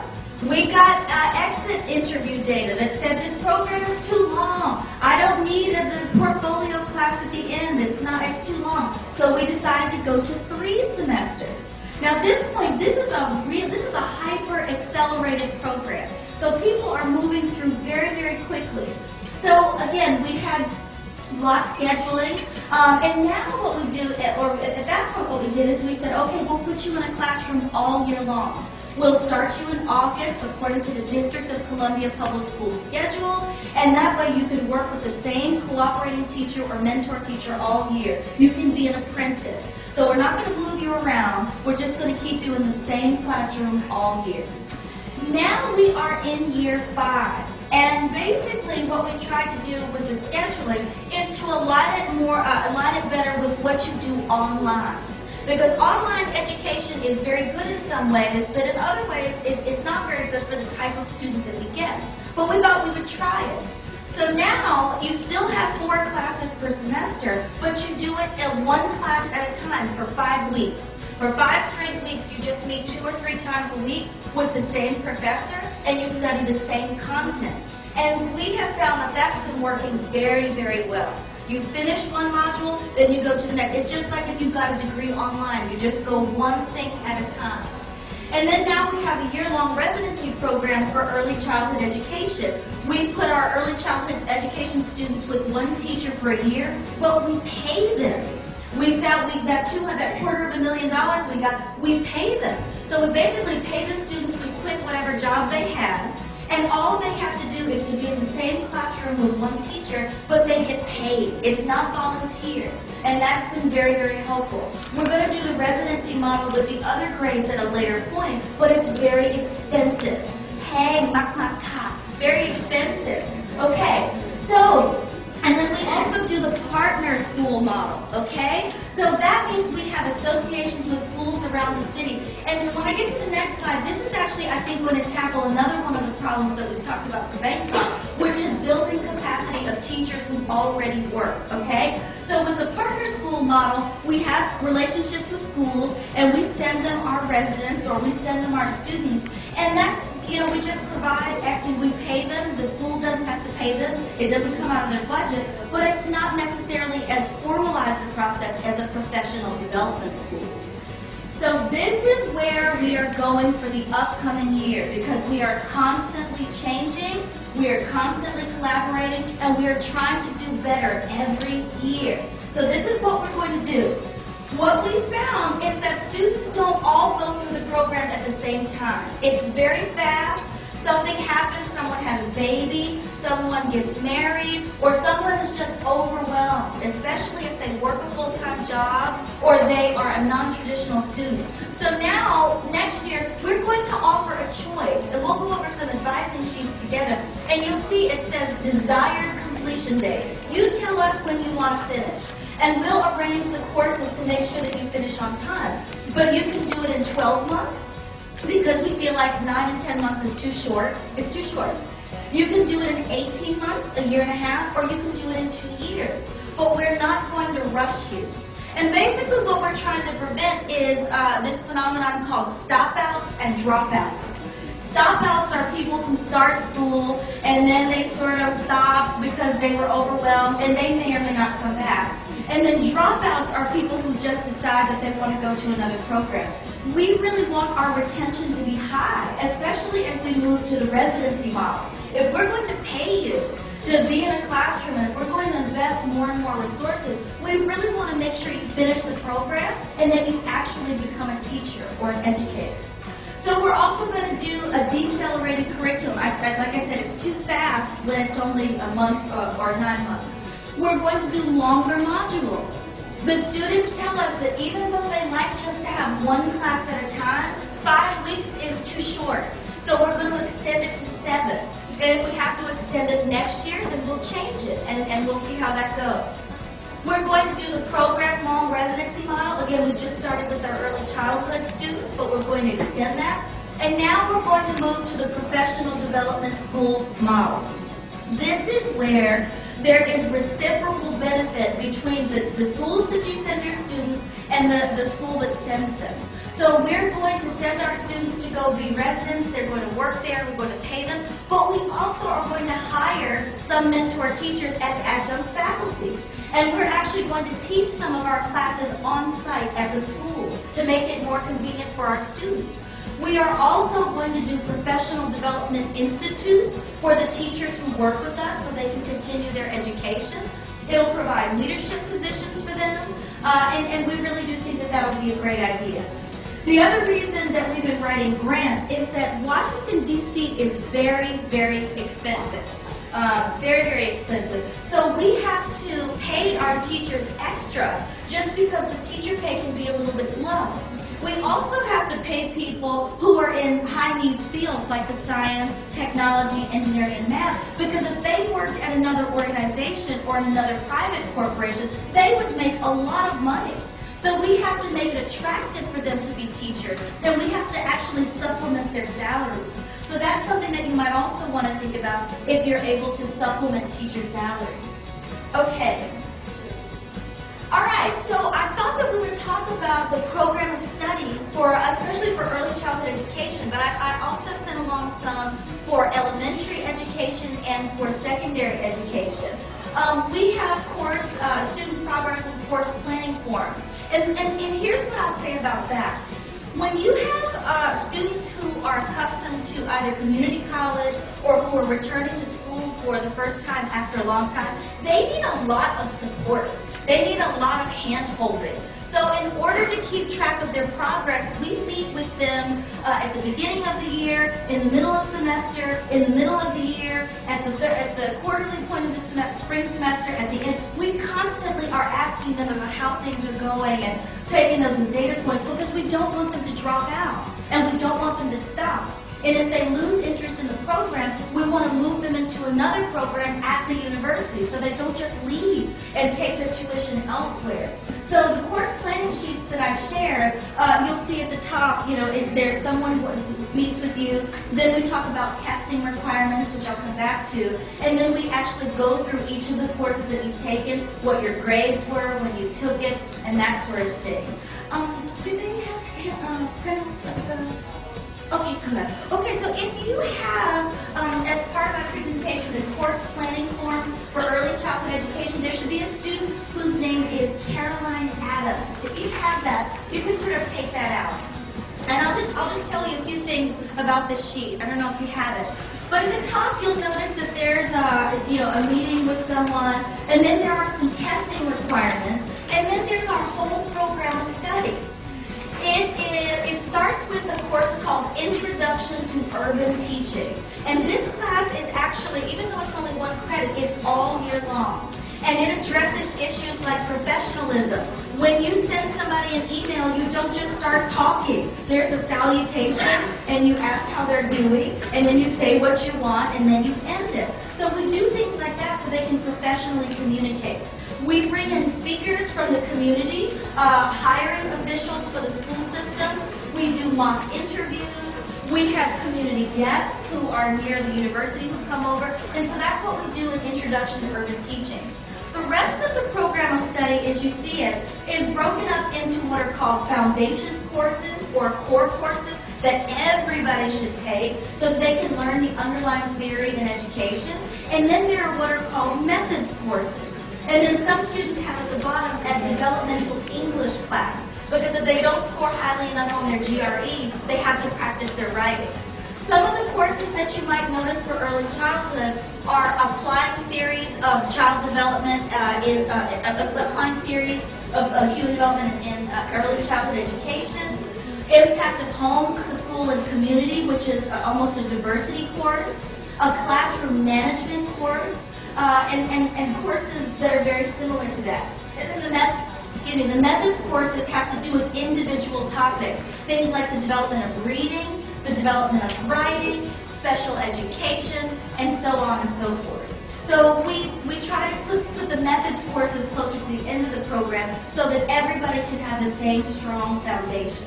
If you go over to the other sheet for perhaps, let's see, maybe for the elementary person, I forgot what that person's, whose sheet I included.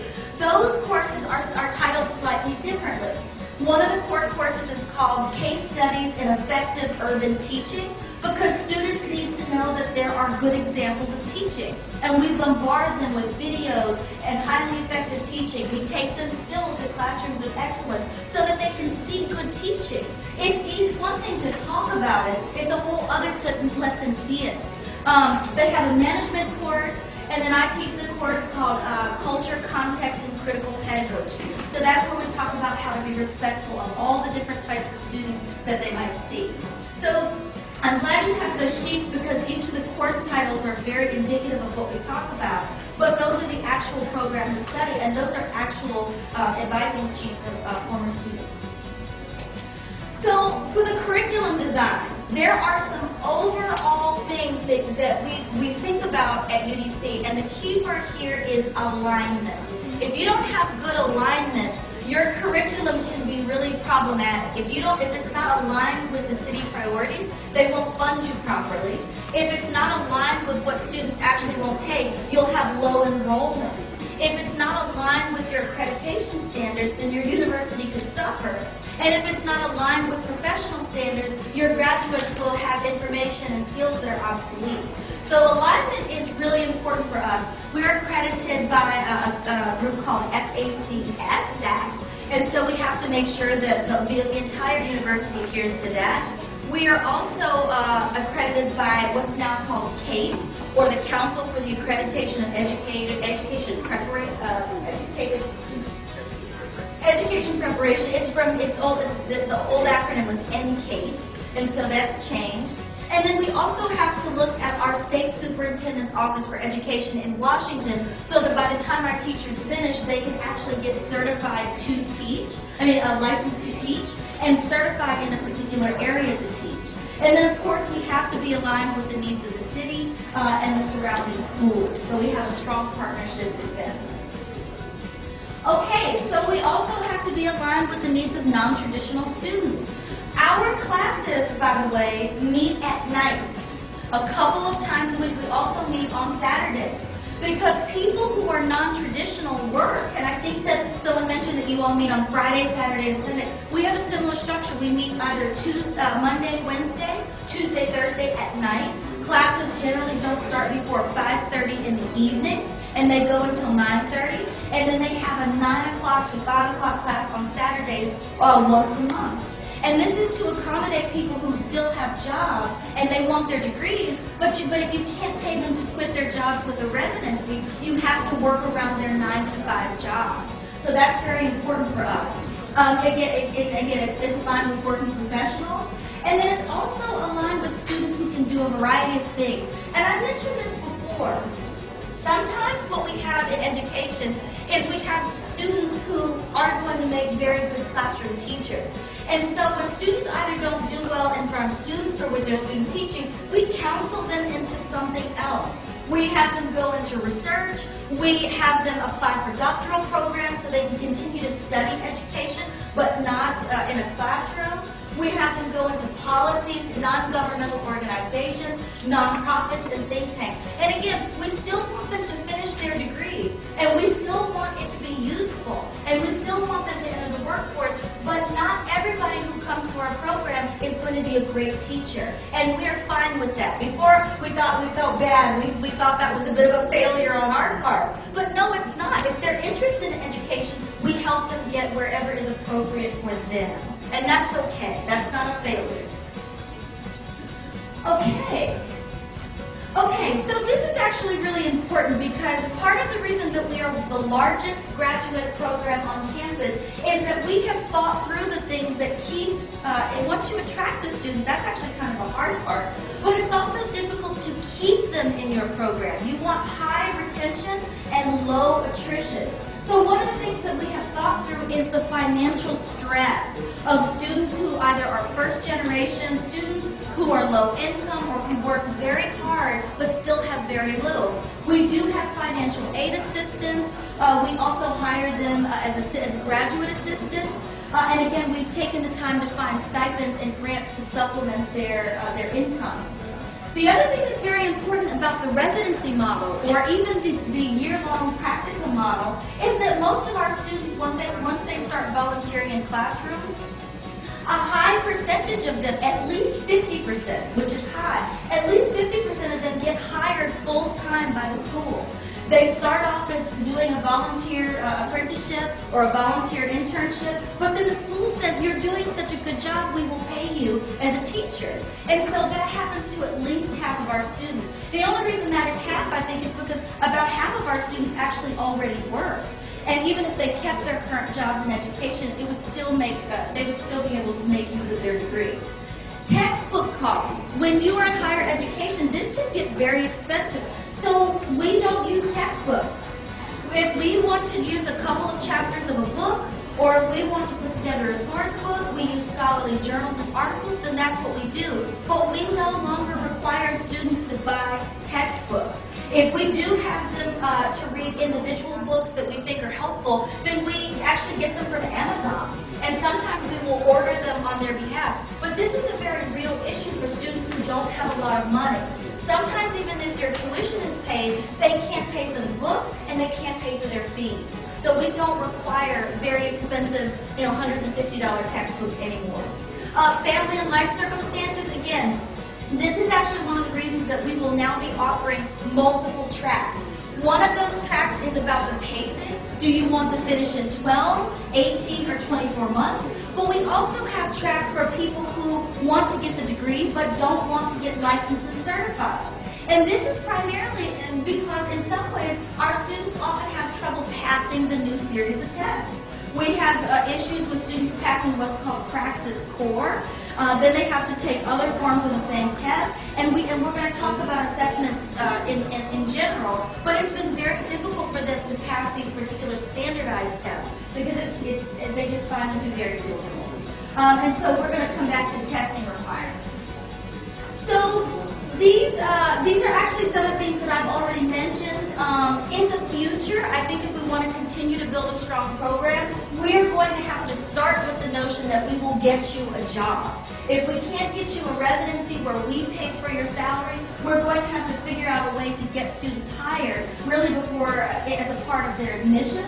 We're going to have to continue to think about grant-funded stipends. We're very lucky in Washington, D.C. in that they changed the structure of pay for teachers, and it's actually much higher than the national average. But it's not without problems, because the way that they evaluate their teachers and the new system, it's called Impact, it's very controversial.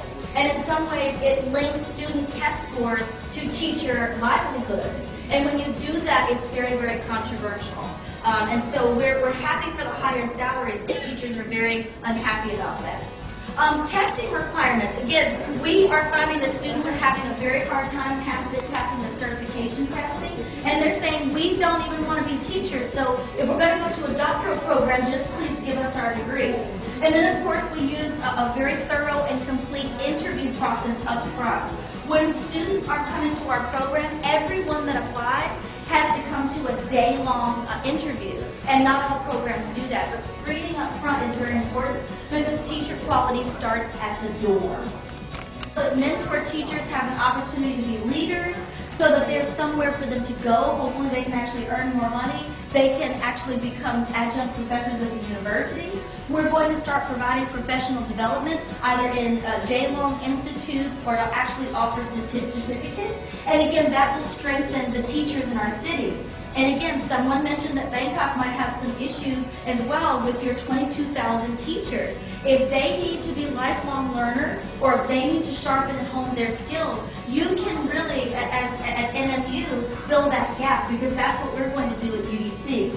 It strengthens collaboration with our local community and with schools in DC. And actually, if you're interested in studying more about the Professional Development Schools model, the National Association for Professional Development Schools Conference will be in Washington, D.C. next year. So if you come to that conference, you can come over to my house and you can pay a visit.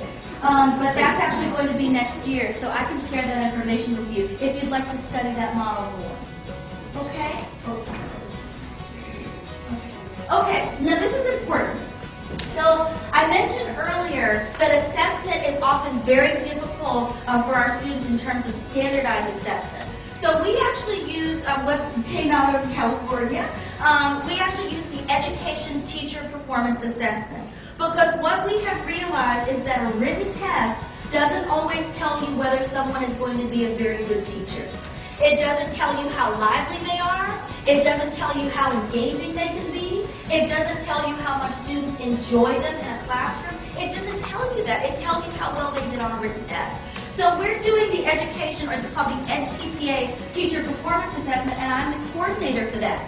And basically what that means is that students have to go through a year-long process of planning units and planning lessons. Then they videotape themselves, and then they write it up and submit it. But it's important to capture them on videotape, because, we have a saying that says, I can show you better than I can tell you.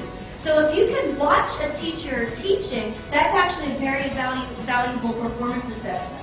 We also do lots of authentic assessments in our program. We have them plan out lessons. We have them put together classroom management plans. And we have them do demonstration teaching. So when we take them to the classrooms of excellence, we actually have students who are supposed to demonstrate that they can gather students and teach a lesson. And that, we think, is actually a little bit more important than a standardized test, at least for now, at the moment. We are also going to move toward competency-based assessment. And this comes from the idea behind the pacing issue. People don't come into programs at the same level. Some of them are very, very advanced with their understanding of child development. Some of them understand diversity. Some of them are excellent planners and of curriculum. And so we're actually going to think about how to test for their skills as they go along in the program, as opposed to moving everyone along in the same sequence of courses. So if you are more advanced in your math content, if you're more advanced in your social studies content, you can actually go through things a bit quicker. Now that's more advanced and it takes more time, but we honestly think that that might be a very good approach. So we're going to try that a little bit next year. And then, of course, we always hope that we can change assessment for children who are in preschool through the 12th grade in American public schools. There is a lot of testing. And even though we might not be able to stop all the testing and some of the negative parts of the accountability movement, we want to teach our students, our teachers, how to do authentic assessments with their students, because that's our answer for a lot of the standardized testing in U.S. schools. Okay, funding. So again, we will continue to go after external grants. And so I hope that those opportunities are available here as well. And we also are going to fund more research so that we can keep track of what we're doing and what's working. We've been doing lots of evaluation and we've been trying to keep up with all of our changes, but it's hard for me especially to stop and do formal research as I am planning and teaching and on committees and doing several other, and writing grants. It's too much. So we need to have some dedicated research monies and probably a dedicated research staff. And then finally, we actually are going to continue to work with our advisory committee. I'm so honored that all of you are here today as stakeholders at NMU, because we do the same thing at UDC. We have the chancellor come from the District of Columbia Public Schools. We have all of our donors come, and we ask for their input. We also have industry to come and ask for their input as well, because we're finding that businesses are more and more willing to give us money, because the workers and the employees that they need, they're desperate for. So that's actually working to our advantage. Okay, so this is one of the last slides, but I just wanted to remind you of our mission at UDC, because again, I had mentioned earlier how a focus on social justice and the public good, or the common good, is what can distinguish your university from another. Our mission is the Center for Urban Education at the University of the District of Columbia is dedicated to helping students in urban schools achieve their full academic and social potential. So we change our program all the time, not just to accommodate our adult students and the teachers that we teach, but to accommodate poor students, minority students, children who live in tightly packed, dense, urban cities, and children who really deserve the best teachers. And so if you all want to continue your good work in terms of managing a city that's diverse and has lots of different socioeconomic groups and lots of different ethnic groups, it would behoove you to perhaps adhere to a mission that is focused on helping the least of these, or people who have the least resources. That's actually what we do. And finally, so I'll end with a bit of good news, which I actually haven't even had a chance to share very widely. So the first bit of good news is that I am almost finished talking, which is good. The second bit of good news is that is my email address, the Gmail address, and that's my phone number. So if you find that anything I said would be helpful to you in a very personal way, or if you're working with teachers in Bangkok and you want to know how we're addressing our attrition problem or our revolving door problem, I would be happy to help you with that. But also, this is my personal email address because just before I came here to Thailand, I left on a Saturday.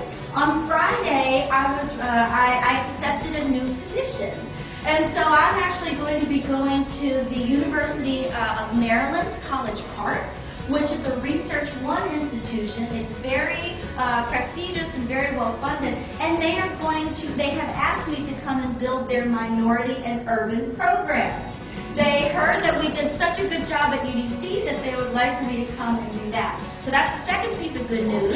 And then the last piece of good news that I'll share is that on Saturday, just before my mom and I fly back, I'm going to go to Pawalat. I'm like a laka. And I'm going to buy a Thai dress, a wedding dress, because I am getting married. So, as long as you promise not to email me and call me on my honeymoon, you can ask me any question, and thank you again for the opportunity. ขอบคุณมากค่ะ We planting the token of appreciation from our university to the resource person. I would like also to mention that the mission is not over yet, because this is just only the beginning. You have another 5 days to go, 6 days to go with us. Sorry, you have a big day tomorrow with us, and the day after tomorrow. What will be happening tomorrow is that in the morning, instead of you will be presenting the management of the coursework, which is I would like to attend that and become like the master of ceremony in order to invite the idea, extract the ideas from other resource persons as well. So I did request them to postpone your session till 11:30. I will do something in the morning first, and then I come back with a discussion with the management of the coursework. But the morning times 9 to 11. Let's continue to proceed with the group discussion again, and I do request and begging all of the Thai from the city hall, from the city, from the other university to attend again tomorrow, because today each one of you are already aware of the question and some of the starting point already today. So you think about it tonight and come back tomorrow again to wrap up during the morning 2 hours, wrap up among yourself. So I urge you all that please come tomorrow again and make sure that in the 2 hours morning time we will be wrapping up with the resource person and his group. That will be very important. And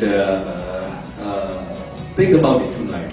Whatever you have been discussed today with the person from the resources area. That's one thing I would like to comment. The second thing I would like also to extend to you all is that we actually very much looking for the process. This is very much valuable. พูดเป็นไทยก็คือว่าเราเน้นอยากได้สิ่งที่เป็นกระบวนการเป็น process มากกว่า rather than product มากกว่า product เพราะ product นี่มันไม่เหมือนกันนะเขากินแฮมเบอร์เกอร์เรากินข้าวแกงI would say the product may be different somewhat because you have McDonald's, you have the rice noodle instead, so it may be different somewhat. But the process is very important. And I very much appreciate the directors of the community college to put up this headline. This is exactly representing the objective what we want, the development and international collaboration.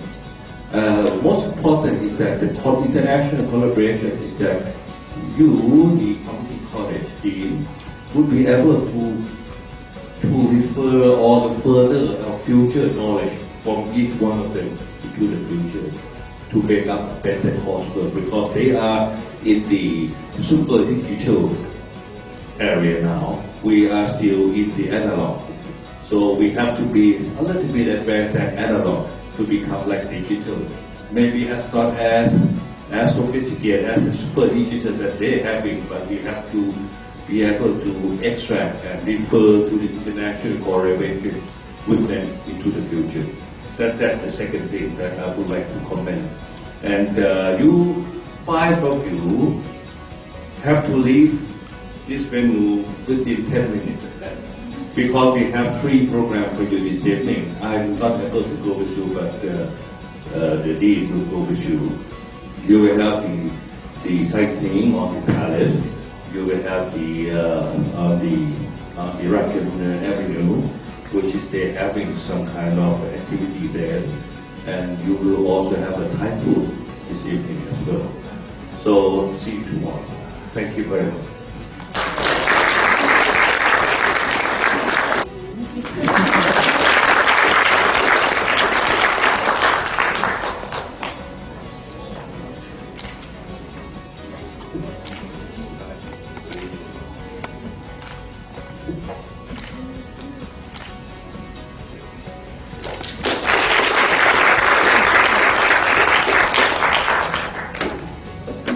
The second is Dr. Tahari A. Johnson,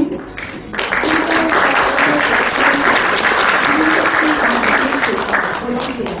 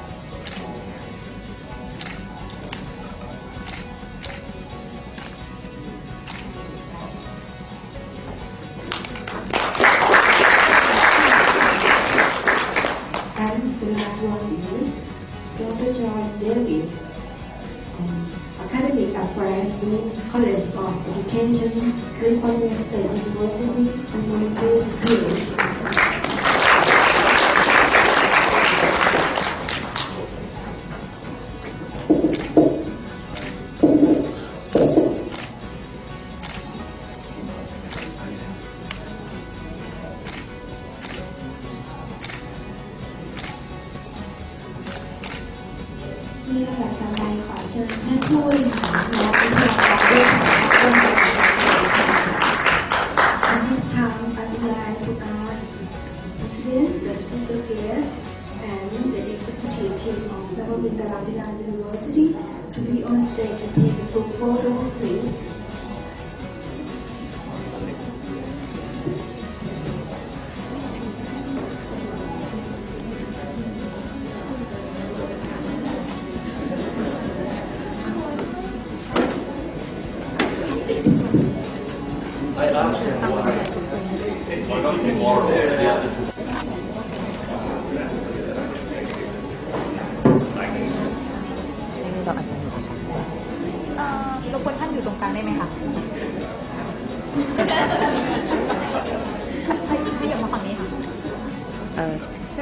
That's right. Okay. โอเคนะคะมองกล้องนะคะ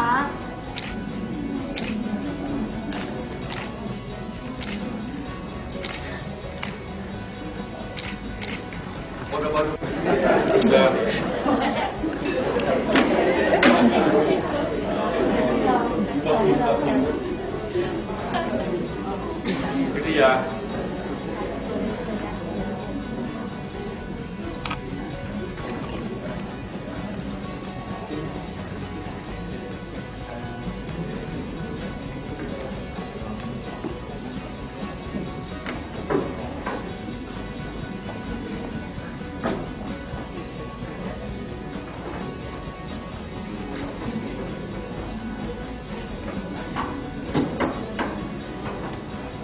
โอเคพร้อมนะคะ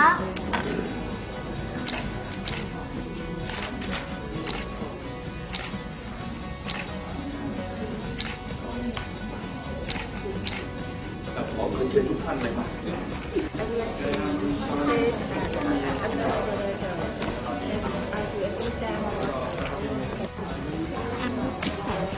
You come in look that. I'm a nurse instructor from เจ้าการเรียนแต่ก็ที่ออนส์อันบุญที่วันสูงวันโกนวันที่ไปว่า nothing is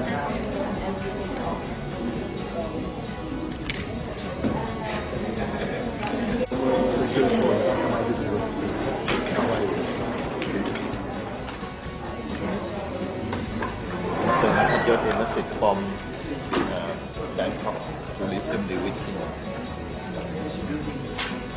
Nenta Kela from Rashanakala University of Technology and Short of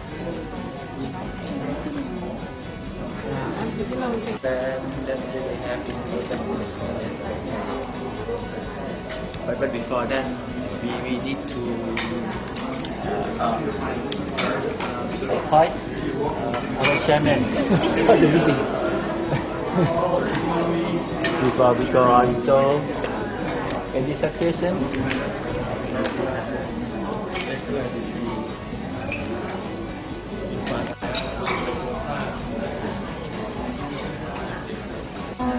as the health information. No. I mean just like we set the cultural information technology for the community college here, and we specific like people who can graduate from the college can work in the hospital. They have the skills, specific skill for about the data management concerned about health. Because especially in the basic information technology of course, they teach and students learn just how to use the computer, what the components of the computer, of the mobile devices or something like that, for pick up for using to do like some program. But if we specific more content, just like the real life that in the hospital have health information or something like that, they can บอกว่านี่ก็ถ้าตัวเป็นทางด้าน To challenge me, that's all.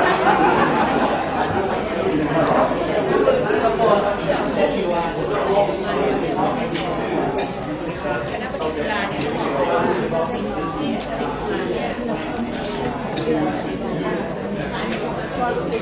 Just to challenge you, that other group has to do something, but maybe in your group, this is one of the group. That group talks about injection or information that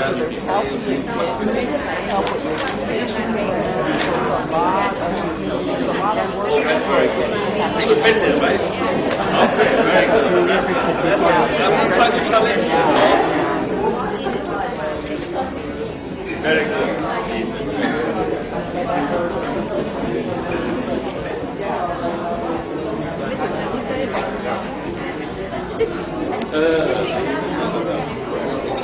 Man ท้าทาย มาท้าทายเหตุว่ากรุ๊ปอื่นเขาทำกันอย่างนี้กรุ๊ปเราทำได้อย่างนี้ไหมหรือนะเขาว่าดีกว่าไหมโอเคดูหน่อยนะดีกว่านะโอเคแต่ประจำบุรพาว่าอะไรก็ดีกว่านี้เนี่ยพวกประจำบุรพา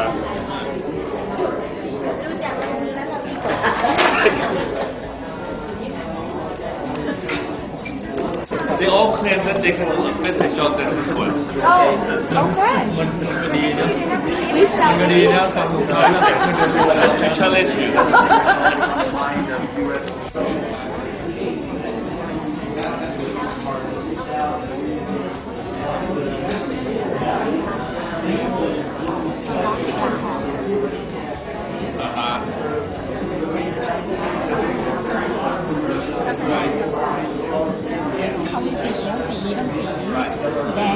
medium low, so that this course addresses that in the low. So what we want to look at is when we step back, we can kind of go, there's no gaps, you know, that you don't want to look down and say, oh, this objective, and it's not taught in any course. There's a blank column. That's a problem. And there also should be a progression. You should see as you go up in your courses, up in the numbering, they should get higher and higher levels. So you start out kind of low, medium, high in delivering on the objectives. And the other thing is that not every course will address every objective. But in the end, you should have adequately addressed those objectives and you should show a reasonable progression to it. And I think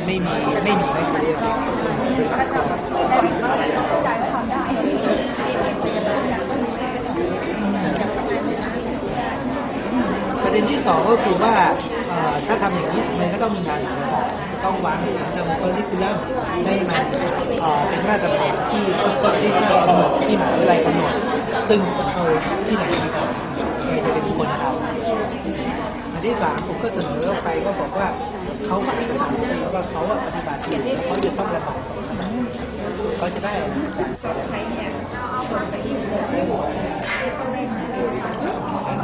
ำลังทำสาธารณสุขเรากำลังทำให้ประเมินครูอันนี้เลย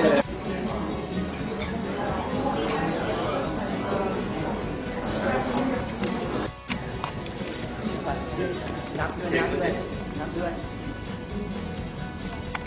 ขยับมาด้านหน้านิดนึงค่ะนั่นแหละมันโวยโอเคเรียบร้อยค่ะขอบคุณค่ะพร้อมกันนะคะมองกล้องนะคะกล้องนี้นะคะ1 2